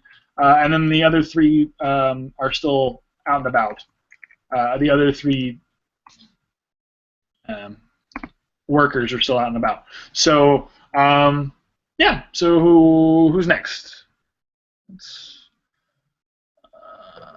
Glenn, I think. Glenn? Yep. Yeah. And I guess he goes up. Oh, was there a boom with that? I nice like that. So I guess he'll go up the ladder as well. So when he gets up to the ladder, he's like near he's near Wes's character, and I can't remember your character's name, Wesley. I'm sorry. It's Anthony. Anthony. He's next to Anthony and Rothgard now, and so there is just that 1 zombie there. 1 zombie and 3 of the Workers. 3 of the whalers are there. Yeah. The whalers. Yeah. Drop kick him off the ledge, man. How far away are they? They so one of them ran through the little trinket at the bodies. Mm-hmm. And he was probably going to be running toward Hrothgar. The other 2 were going to be running towards the live bodies, so you could grab one of them that is running toward the live hostages. Okay. And how far away are they from each other, those 2 groups of whalers? Let me see. Let me take a look at the map real quick. Sorry to be asking so many questions. No, you're fine, dude. That's absolutely perfect. That's what I want. So you see on that one side, there is a huge, near the trap door that you just came out of, there's a huge hole right there. Mm-hmm. On the bodies are, you are about, it'd be 20 feet to the wall. So it's a 60 by 60 circle, but since there's so many holes and stuff taken out of it, it looks like this lighthouse should crumble down. But it's only about 20, or the whole side is about 40 feet, but you could easily get to them within 20. I've got to say, Sam makes a good point that there should be a thunderous boom 300 feet in all directions, so anyone on top is going to hear us. Oh yeah, no, he's going to know. Okay. He's going to know. Just should say that. He's already aware. He's just like... You would have heard. The reason I asked was he said it was like rickety and stuff like that. I was just making sure it didn't like start moving. I didn't even think about that, but yeah, we should totally take environmental damage because hey. Okay, I'm sorry. I shouldn't have mentioned that. Well, I was just thinking he's gonna hear this boom and look over the ledge and see his guys flying out of the side of the lighthouse. So it makes sense. But yeah, no, it's he is royally just in protect mode at this point, watching you guys just decimate the people that he's got protecting. So I guess those three whalers are within 20 feet of each other, maybe. Or are they further away? Yeah, easily within 20 feet. Yeah. Okay, cool. Because I wanted to cast sleep. Okay. Dude, yeah, do it. That's cool. Do it. Sweet. Do you want me to roll all 5d8 or just roll 1d8 and multiply that by 5? Roll 1d8 and multiply it by 5 just for convenience sake. Okay. 35 HP total. 35. Okay. Yeah, starting with the lowest HP. So let's see. And then since there's only 3, you get all of them. Oh, nice. Yeah. Since there's only 3, that would be pretty much. They only have 27 HP together, so you get all of them if you're just going by HP value. Yeah. All right, sweet. So Glenn is like pulling out his fiddle again. He's playing like this soft tune. It's like it's very calming, and it kind of calms them so much to the point where they kind of just like start like kind of falling asleep, just like, oh, that's nice. Oh, nice. Sheep in their head. Very cool, man. Very cool. So they just drop. They just kind of drop. So what you'll see here is that they. So like the one that was running, he threw it, and as he's going toward Hrothgar, he starts to hear that music. And if you can imagine someone having narcolepsy and doing a baseball slide at the same time,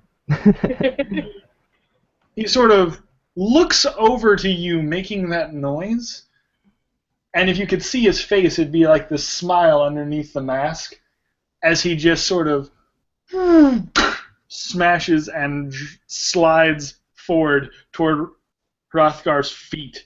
And the other two, as they're trying to grab any hold or any hands of the remaining hostages, you see that they just kind of, like their hands try to grab, but they can't, and eventually they sort of just fall over too, and they boom, boom, boom. And everybody's out. They're all asleep. So now it's up to you guys. So how many have we gotten out, and how many are left about this point? There's nothing there's nothing left in terms of enemy. But no, in terms of the people we're rescuing.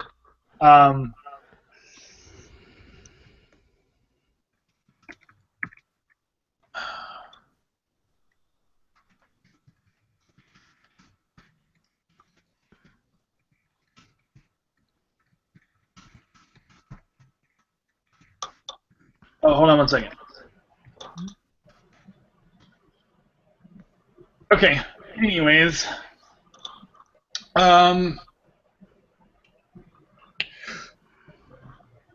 far as we're rescuing 6 more. 6 more are remaining, but you guys can easily get those with no opposition now. Okay. Oh, those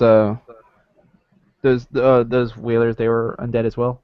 Yeah, they were. Oh, okay. So the way that I describe the whalers is that they're undead, but there's something going on that is keeping them above what would be considered classically undead. You know what I mean? Like, okay. They're undead, but they're alive enough that they can have communication and conversations without it being. Okay, so it's kind of like a gray area whether it worked or not. Exactly. So that's. I mean, I'm trying to build creative new things. So it's like, yeah. I wanted to do something unique and stuff. Hey, does that 6 include Onar? Did that 6 include like Olmec? Olmec, sorry. Oh no. Yeah, the 6 includes the ones that are not him. The 6 are everybody but him. So like all of the normal hostages, they like rush out. They're like, oh, I wanna leave. I wanna go home. I wanna get to my family. And they leave and they drop down with you as soon as possible. Okay. What I wanted to know was if we can get him close enough to the edge, and I can get the plants to like carry him down. Oh yeah, no, you can certainly do that. Olmec wants to stay though. He looks at you and says, "No, I know I'm weak, but I know him. Behrman, it's all sick. If I know him, he was an old apprentice of mine. He used to say, I remember what he said. He used to talk nonsense about how he could build an undying source of our protection. But he doesn't understand that it's just nonsense, Olmec. I know it is. But he never listened to reason, and now I fear he's gone absolutely mad. I didn't even know he was alive. He ambushed me in the middle of the night, being his whalers. But he's keeping me alive for some reason. Every night the whalers come in, they come out, they take some of the living, but they don't ever touch me. I don't know what he's doing up there, but I can tell you now that he plans to finish tonight. Finish what? I don't know. That's the thing. The last thing he told me was that he had been working on something for his wife, a way to keep her living. They had been through a horrible ordeal where we got attacked by demons. The demons came and they ravaged the entire village. But the arms of the Savior were only 8 men. We only could do so much. His home, was destroyed in the battle. He survived, but his family... He dragged her out of the rubble himself. I fear he blames us for everything, and I don't know what he's going to be capable of doing. But you must stop him now. If he finishes what he thinks he's going to do, I fear for our lives. So we should kill him? I'm not saying that he's worth dying. He's, if you ask me, he's worth killing. And if he has my wife up there, then certainly I will see to it that it happens. Then we'll do what we can. We'll stop him. All right. So you guys are gonna go up the vine up there and work your way up. Yeah, Zaret will do that. Anyone coming? Yeah, I'll join Mika, that. Yeah. Mika will go. And Mika will ask the plants for those that seem not so sure-footed if they can help them up. Okay. Yeah, absolutely. That totally will work. We can do that. So, as you guys are working, Hrothgar, because you're pretty heavy, you're weighing the vines down a little bit if you decide to take that route. In the room, though, if you wanted to, you could technically, if you want to, like, you're pretty tall. So if you wanted to kind of, like, He-Man your way up, the hole where the zombie mist got exploded out, there's enough of a ledge there, you could pull yourself up if you wanted to. It's not a very high roof, and if you were to jump, you might be able to make it. Sure, do I need to make a check or anything? Do you have an athletics check? I have the skill, yes. Okay, then yes. Please do an athletics check. It's not too great. It's like a 9. Or no, it's a 11. An 11? Okay. So it's not great, but it's not horrible. You're stumbling around. Like, when you jump up, you're not getting the best footing, but you get your fingertips in there, and you just barely grab on and get up into there. Ooh. Okay? You just barely made it. Like, it was an 11 I was shooting for, so you just barely made it. That's good. As for the others, you guys are all going up the vine then? Yeah, Zared is going up the vine, definitely. Okay. Nika is. Okay, cool. If I'm fully clad in armor, so which would be better for me, do you think? If I thought How heavy are you? pretty heavy. I mean, average size human with full plate. I would guess probably the vines, or what do you think, guys? You could do the vines, man. I think the vines are going to be strong enough that they'd probably hold you up.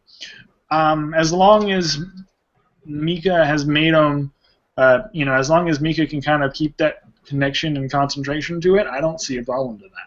Cool. I will take the vines, but I will go last. Okay, you'll go last just in case they break. Gotcha.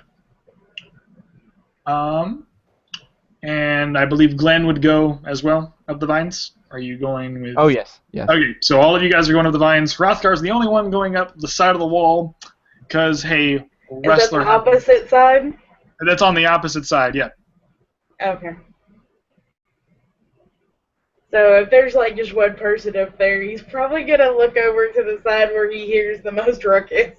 Yeah, because you were scraping the wall there, buddy, and just big old half-orc fingertips. Hell yeah. And so as you get up to the top of the, as you all get up to the top, some of you carrying Olmec and Behrman getting up there as well, you see what looks to be the top of the lighthouse, and the top of the lighthouse has these where the statues used to be on the very bottom floor. There are chambers that seem to be housing dwarven men and women, just housing them. They're made of they're made of glass and. Are they alive? They're alive. All of them are alive, but they seem to be either malnourished or some sort of pain. And Orsic, or the masked man, looks over to you. The Woebringer. He looks over to you and he says, "Finally, you show yourself." Oh, and look, you brought Olmec. How are you doing, old man? How's it feel to have lost all that you have, and to see all of your brethren held tonight?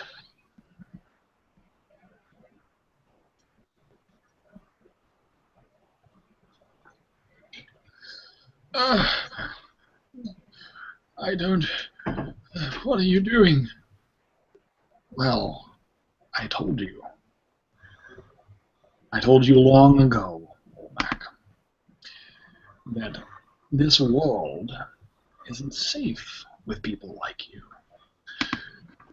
You can't truly protect us. You can't truly protect us. You're old. You're decrepit. You're dying. You will end up being a lost cause.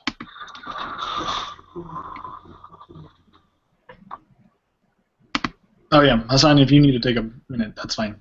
But yeah, what have you done? I am protecting what's mine.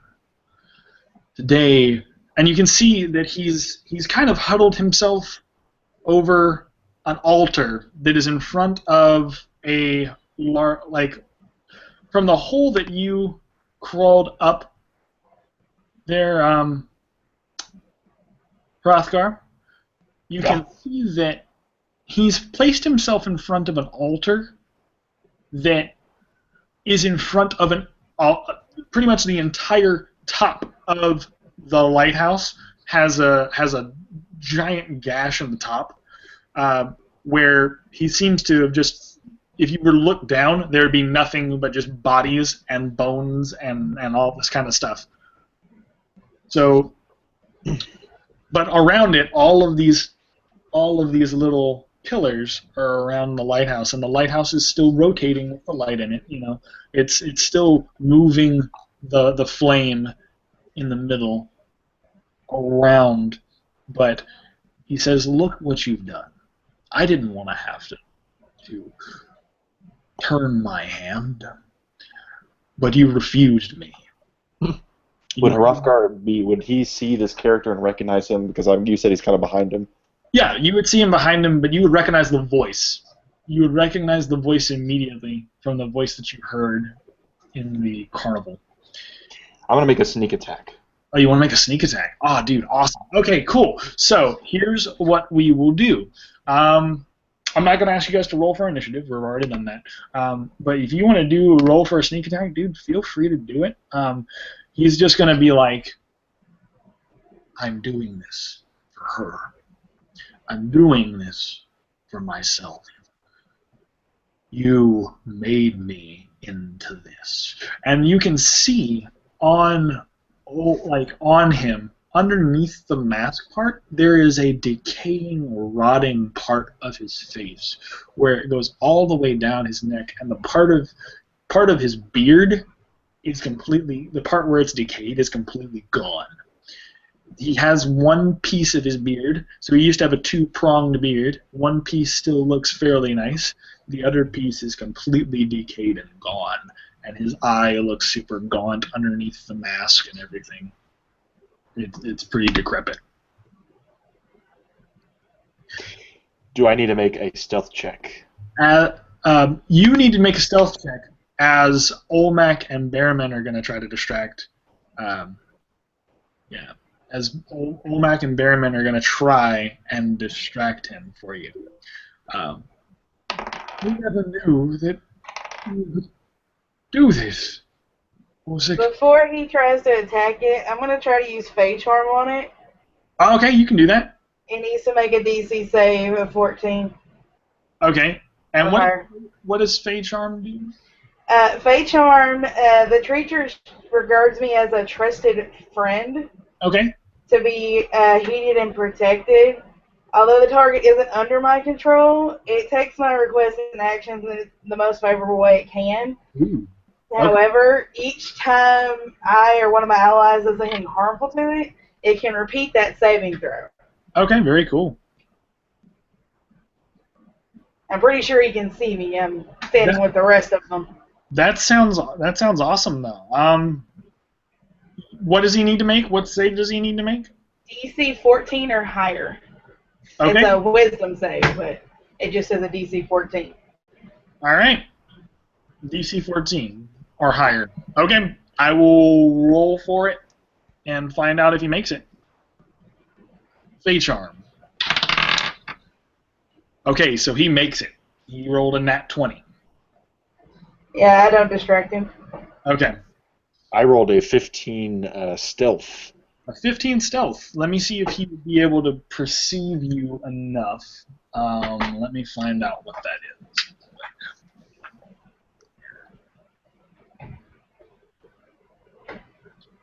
La, la, la, la, la, la. Let me find it. Pay no attention to me. Pay no attention to the man behind the curtain. And okay, so you said DC 15 to sneak, right? Correct. I will roll a perception check, even though. Well, actually, you're talking about passive perception? Yeah, his passive perception is 11, though. Okay. So if you rolled a 15, then you snuck up on his passive perception. Okay. Okay, you snuck up on him then. I'm going to try to put him in a chokehold. Awesome. You can totally try to do that. I am totally okay with that. All right, we are looking at, ladies and gentlemen, we are looking at a 17. A 17? Now, what would I need to do to oppose said? Would it be an attack, like just versus his AC, or would it be a contest? What is it? Do you think it would be just a straight-up attack or a contest? A chokehold sounds like a contest. So roll a strength check versus me. Strength check versus you, and you got a what? 17. 17. Yes, sir. Okay. Well then, sir, you have beaten me. Hell yes. As you choke him, he is going. He can now. He can certainly defend himself. He's in mid-sentence, and he just. Now. That's not fair. I don't like it when people lie to me. You see. And then as it gets tightened around, you feel this warmth radiating in his arm. Oh, how lovely. And Goody. oh yeah, it's gonna be fun. And he is going to launch a firebolt. I believe that. Bring it. He is going to launch a firebolt backwards. So it's not even like he's just not. He's like not. He's just standing there getting choked out, and the first thing he can think of is to try to burn this half-orc's nards off. Just. Yeah, I would imagine he would have disadvantage being in a chokehold and all. He would be, and the fact that he They is. can't see you. Yeah. He is in dwarven size. Yes, that would be all too right. I need to find that spell. I need to find that spell. Yeah. I don't have the spell stuff written down. I didn't think about that when I did it, and now I have to find it. I can search for it real quick on my app. Oh, okay. It's Firebolt. Oops. Of course, I typed in the wrong place. Firebolt. Okay, there we go. Hurl of launch a firebolt. 1d10 fire damage on a hit. 1d10 fire damage? Yeah. Alright, cool.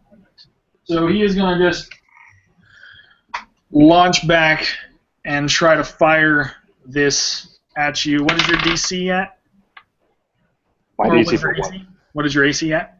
13. 13. Okay, so he just barely misses, but you can see this. He like has this hand full of fire, and you're gonna have to let go of the chokehold, of course. It's probably gonna distract you to open up the chokehold a little bit, but he launches this firebolt backwards at you, kind of giving himself a little bit of breathing room. Ugh.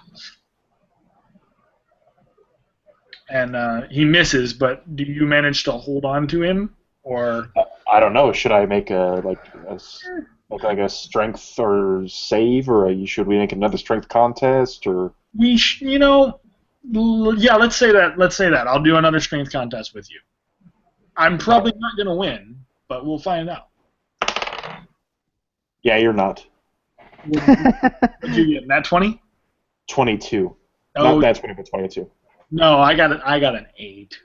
I got it. So yeah, no. He thinks he's doing good, and he gets more choked. And at this point, you can see he's clearly losing air. And as he sees that he's going to possibly be choked out by this behemoth, he tries to pipe in, wait, if you kill me, they die. Who dies? They do. The ones. And what he means is he's pointing to the men and women that are in the tubes. Oh, the ones that were poured in the pool? No, that are in the tubes. Oh, I'm sorry. The ones that are like, when you guys got up there, they were in the tubes. There's like dwarven men and women in these tubes. Dwarven men and women that are like encased in the tube. If you kill them, they die.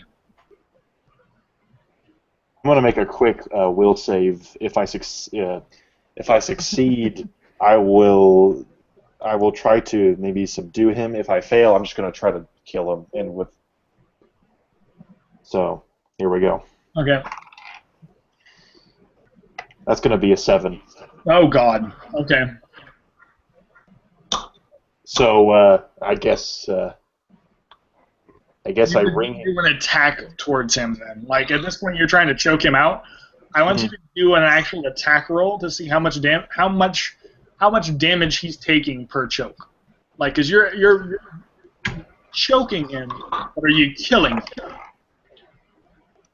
I'm killing him, I believe. If you want to choke him to death, I need you to roll for damage on how long, and then I'll go ahead and I'll make a counter strength check, and if I end up making or dexterity check or whatever I need to do, I'll try to counter you in some way.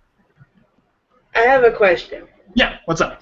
On these little pod things, Yes. do they look like they kind of like open in the front kind of way, or? They look pretty much full cylindrical. They look like they open from the top. In other words, someone had to climb up. Like the very top? Like on the top, you know how like if you're in a tube, on the very top there would be a hatch, and then they would drop the body down into the tube, and then close the hatch. Okay, so the top of the hatch is still in this room, correct? Yeah. So all of the tubes have hatches on top of them. All of the Okay, tubes. while all this is going on, I go back to the plants and see Yep. if they can climb up there and unlatch these tubes. Oh, okay. Yeah. Cool. That's awesome. So feel free to do that. We all heard what he said, right? Yeah, you did. You all heard what he said before he started getting choked out. Yeah, can any of us try and stop, Rotgar from going too far? Oh, you certainly can if you'd like. I didn't think about that, but yeah, why not? Okay. 7 what? 7 bludgeoning damage on that first choke. 7 bludgeoning? Okay, I just want to keep track as you're choking this dude out to death. What roll should I make for that? Either, do you want it to be a physical attack?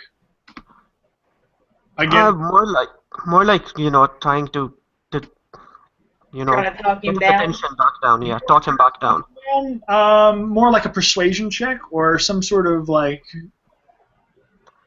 Okay, I'll try and make a persuasion. yeah, if you have Yes. a persuasion check, then try to persuade him. Yeah, I got a 15. Okay, you got a 15. So, So Zardad walks over to Rotgar and is like, "Hey, whoa, hey, hold on, we need to take care of the people first. Come on, snap out of it." I rolled a 19 on a charisma check, but I want to role play my reaction, and I say, "Do you know what this monster's gonna do if we let him live?" Yeah, but if we kill him, everyone else dies.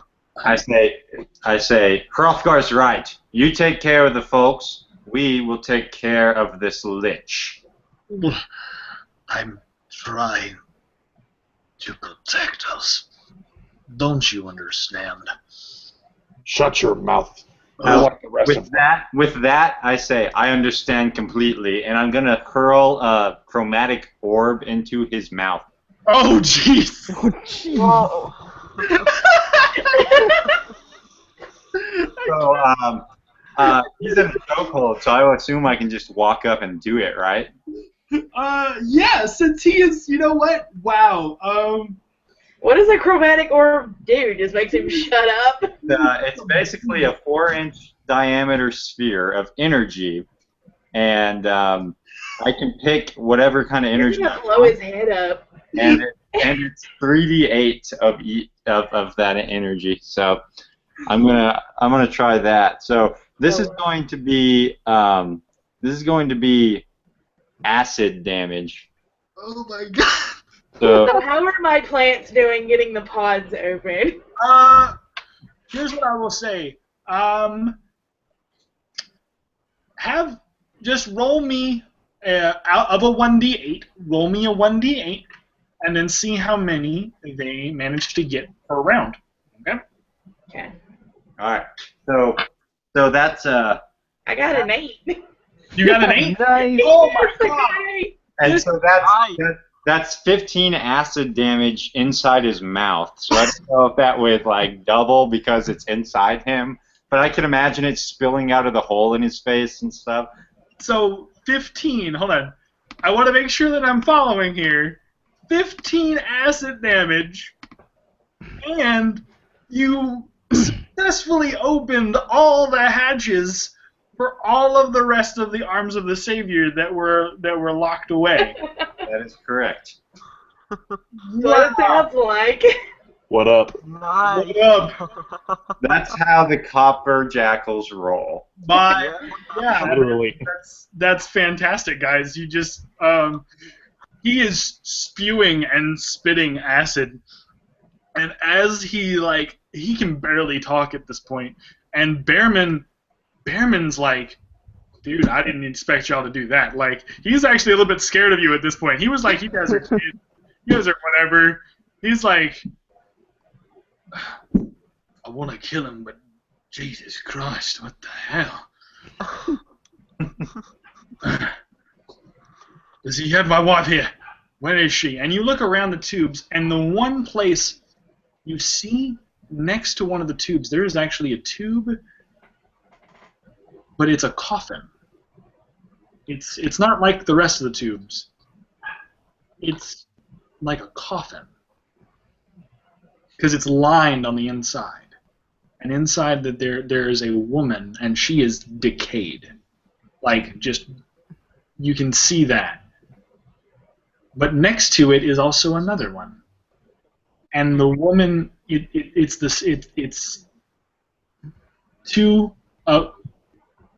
two of them right next to each other. One woman is alive, and one is dead. Now, that's a 9th tube that you didn't open. I just didn't think about it when we were doing it. The 9th tube is the body that doesn't look like a tube. It looks like a coffin.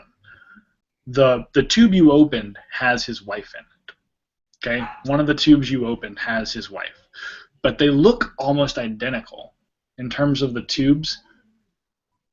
The tube that his wife is in is right next to this other woman who is also just completely rotted and decayed. And you can see that Orsic is trying to crawl his way now, spitting blood and acid, trying to crawl his way towards this coffin. But as he does so, he's trying to get out the last few words. I won't let them take you. I won't give up on you.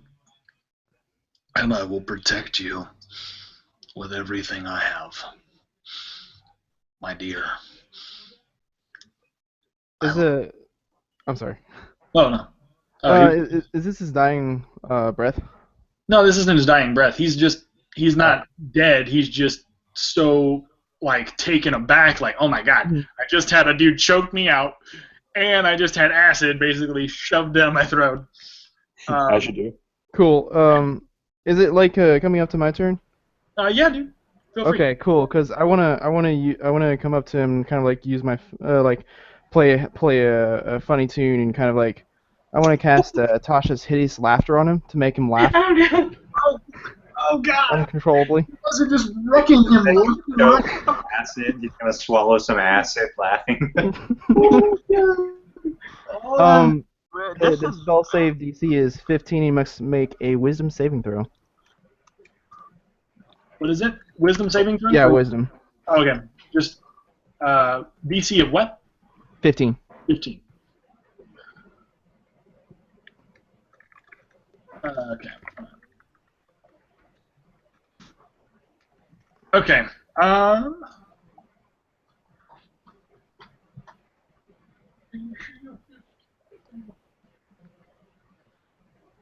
Okay. So it's whatever plus 1. I got a 5. Oh, no. So you see him get up to the coffin, and he like rips the metal mask off at this point. And the metal has just, the acid that you shoved into his mouth hole has just seeped through the hole, and the whole mask is just ripped off the bottom part at this point. And you can see him crying tears of pain and sorrow, and the part that's decayed doesn't have any tear ducts, so it's not crying, but the other half is just welling with tears. He's like, I'm sorry, my dear. I didn't mean to disappoint you. But we will not die in vain. I won't let them end you. I won't let them end us. And you can see it's so hard for him to get those words out. Like, it is hurting him to talk. You bastard. You tried to kill my wife. I can't believe you would even try such a thing. Behrman, please. I only wanted what was best for her. You can't blame me for wanting to save my wife. To save all of us. Save us? How? How do you plan to save us with undead rot? And he punches him in the face. But as he punches him in the face, you see a small trinket come flying out of his hand, and it tumbles down into the waters below. And then, so what do you guys want to do from there? While he's still alive, he's still going to possibly attack here in a minute. I think So is his wife still alive, or his wife? Which one are we talking about? Are we talking Balmar? Or Orsic? No, the one that helps us. Okay, so Behrman, yeah. Behrman, there we go. His wife is still alive. Behrman, his wife is still alive. They were right next to each other. Basically, what was going on was he was trying. He's not conscious though. He was trying to do like almost like a blood transfusion sort of situation. He put them. Are they still connected to each No, other? they're not. They're not connected to each other. Was he kind of like trying to sacrifice Behrman's wife for his own wife to come back to life? Yeah. Okay. Okay, I got a question. Yeah, what's up? When you said a trinket fell out of his hand, who is he? Orsic. As Behrman punched Orsic in the face, something was in Orsic's hand, and it flew off into the waters. Okay. I'm gonna go after that. You're gonna go after it? Yes, because I have a feeling about what it might be. Awesome. Okay, this is great. I'm like. Are you climbing down the vines? I wish you could see my face because, like, I don't want to turn my camera on because this thing's up. But fantastic! I think I've figured this out. Oh my God, this is so great. Okay, cool. So, you're gonna dive off. I'm gonna dive into the water. Dive into the water after it. Fantastic. Yeah. So good. I have a question. The ivy, is it like down in the water as well? Ivy is not, but hey. Well, what I'm asking is it like touching the water? Well, yeah, we could say in order to get to, like, if there's vines or seaweed or something in the water. You could say vines, seaweed, algae, whatever. As long as it's plant-related life, I am totally cool with whatever. What I was thinking about was asking the plants if they can make the object float. Oh, the object float? What? Okay, you can certainly try it. I need... Is that a spell? You would have to do that spellcraft, though, right? You would have to do another spell. Because how many times can you... No, I would just be speaking with the plants, and it doesn't have a cap on it or anything like that. Okay, so yeah, then you're good. It's just me speaking to them and asking for their help. Then I need you to make, in order to do something like that so difficult, I would need you to roll a persuade check, because maybe the plants that are below that are dead, and if they're dead, then they're not gonna, if they're dead, they're not gonna be able to talk to or do anything. So just give me a persuade roll first, and we'll see what happens. 14. 14? Okay, so you were just under. So I will say this: they can't quite get there to where they can't quite follow it, but you can see that they're trying. The vines start to try to follow with Anthony as he flies down. As he flies down the side of this lighthouse, the vines are trying to follow it and almost coast underneath the water to get to the trinket. But it's just out of range. So they're following your orders, but it's just out of range. But Anthony noticed the vines? Yeah, Anthony can notice the vines totally as he's going down. So yeah. So basically, you wouldn't have to like hunt for it. It'd actually be kind of like pointing at it. Oh yeah, definitely. You could totally do that. That'd be great. All right. So let's see here. I think we were off of the initiative order. Let me have Orsic try another opportunity. So who is currently holding So I thought I had him in a chokehold.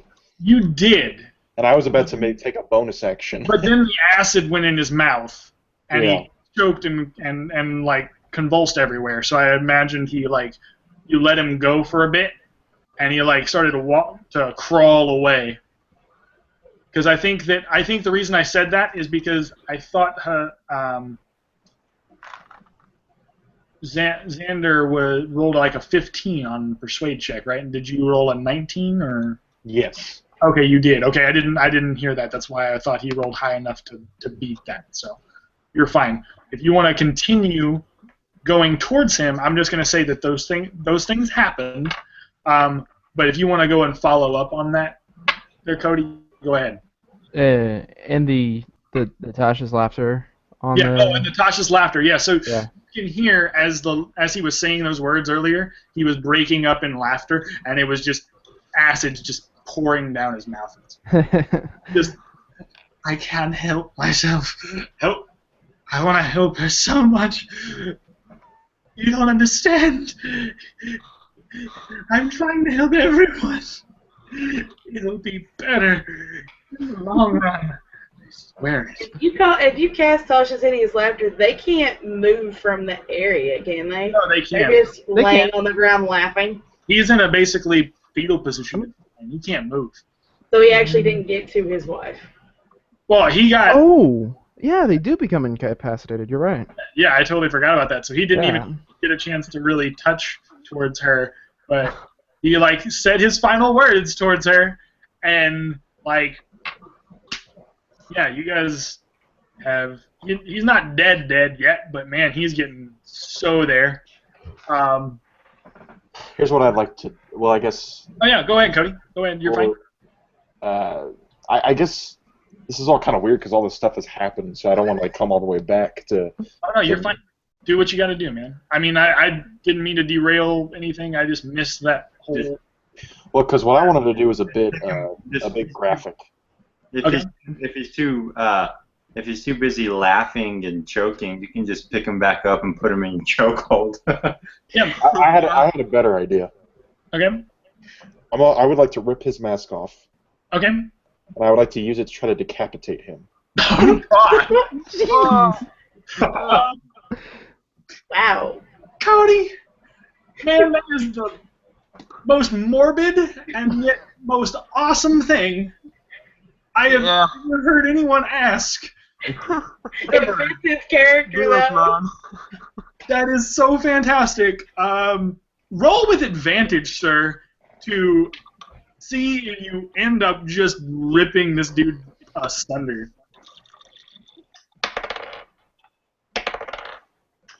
Okay, I'm looking at about a 16. A 16 to hit. And I'm guessing is this me ripping off the mask? If you want to, a 16 to hit. Hold on, let me take a look. 16 to hit hits, and then what did you get? 16. Oh no, I mean 16 to hit hits, but what did you get for the damage? Oh yeah, well I guess this is ripping off mask damage. So I guess ripping off the mask damage. Okay, I'm so confused. I don't know.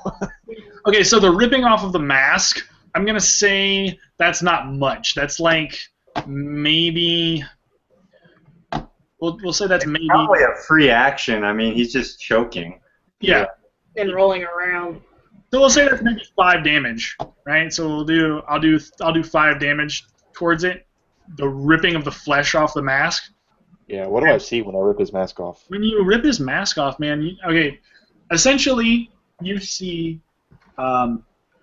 like a two-faced sort of situation going on here, where one side of his face managed to stay whole, where he has the big bushy beard on one side, and then the other side of his face ends up being just completely decayed and decrepit, and where it like almost where you can see teeth and jawline, and where you ripped his mask off, yeah, dude, there's like barely any jaw left. I mean, it's just he's so wrecked right now. With you basically ripped a part of his beard off. You ripped like the end of the nose tip has like torn off or ripped off.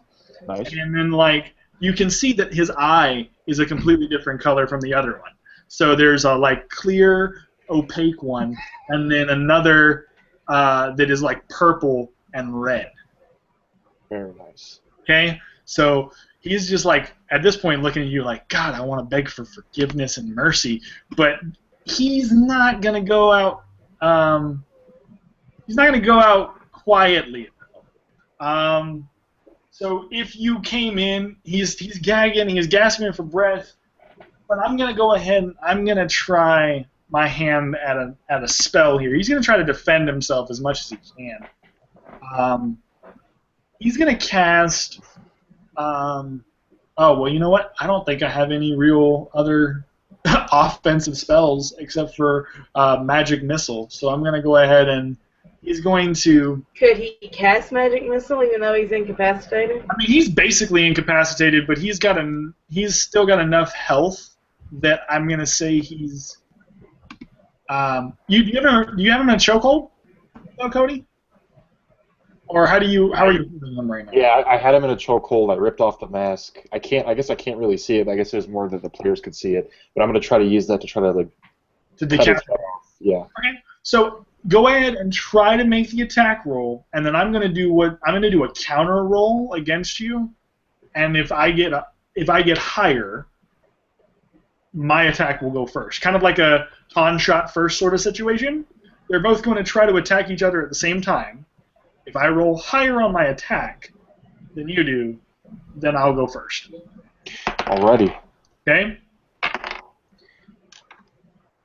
Okay, I'm looking at a 17. Oh, I rolled a 4. Yay! No. Do it to it, man. So, do I need to roll damage, or do you know what? You want to try to decapitate him. Mm-hmm. Do it in the fashion of, okay, do you watch Game of Thrones? Who doesn't watch Game of Thrones? Okay, right. You know how the mountain just goes all crazy on it? Yeah. Right. Yeah. Right. Do that. I do that. Okay, awesome. The first of all, I've got as I'm using the mask to try to cut his head off his body, I'm also crushing in his eye and trying to crush his skull with my other hand. Okay, man. Yeah. So no, he is getting wrecked left and right and left and right. You were just taking him down. But at that point, when he is pretty much dead, you start to hear a rumble from below. Oh, excuse me. You start to hear a rumble from below. And as far as Anthony goes, because Anthony is also... Have I reached... No, okay, so now here's what I need you to do, Anthony. You, during this whole time that Hrothgar has just been going apeshit on our good old evil buddy, Orsic, you've been flying down this. He's almost...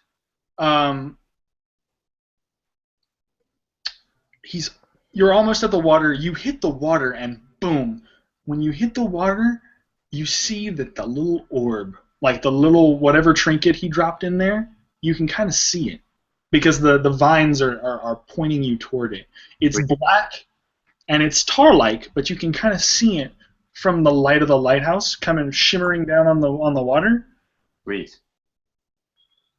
And I'm going to give you a roll. I need you to roll me Is there a swim check on your chart? I think that's just under athletics. Under athletics. Okay, so I need you to roll me an athletics check. Okay. I also need you to roll me a dexterity check since you're underwater.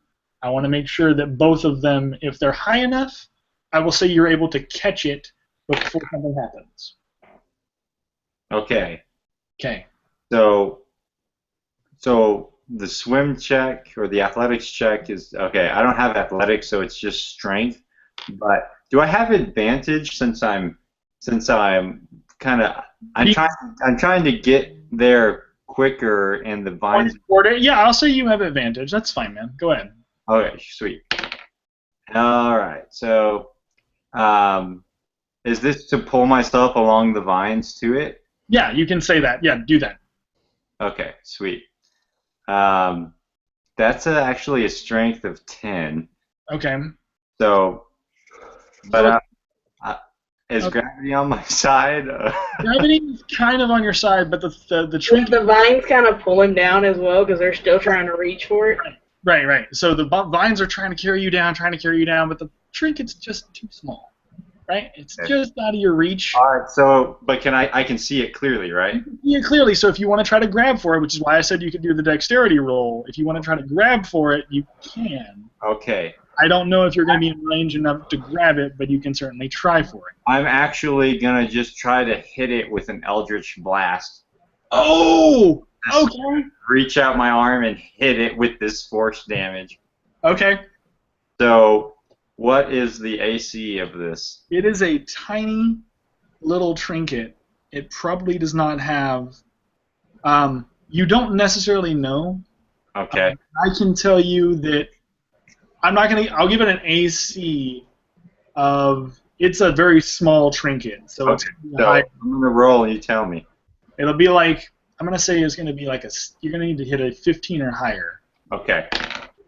Sweet. So that's actually a 16.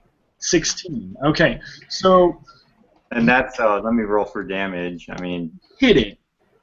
But question is, how much damage do you do to it? 1. I don't know if that would do much, but I mean it's One. it's a One? tiny trinket. Okay, yeah. How So many hit points does it have? it's a pretty thick chunk. Like it's a pretty thick piece. So Uh-huh. one chips it a bit, but it Okay. actually sends the piece spiraling deeper down into the water. Okay, and I guess can I kind of gauge how deep this is?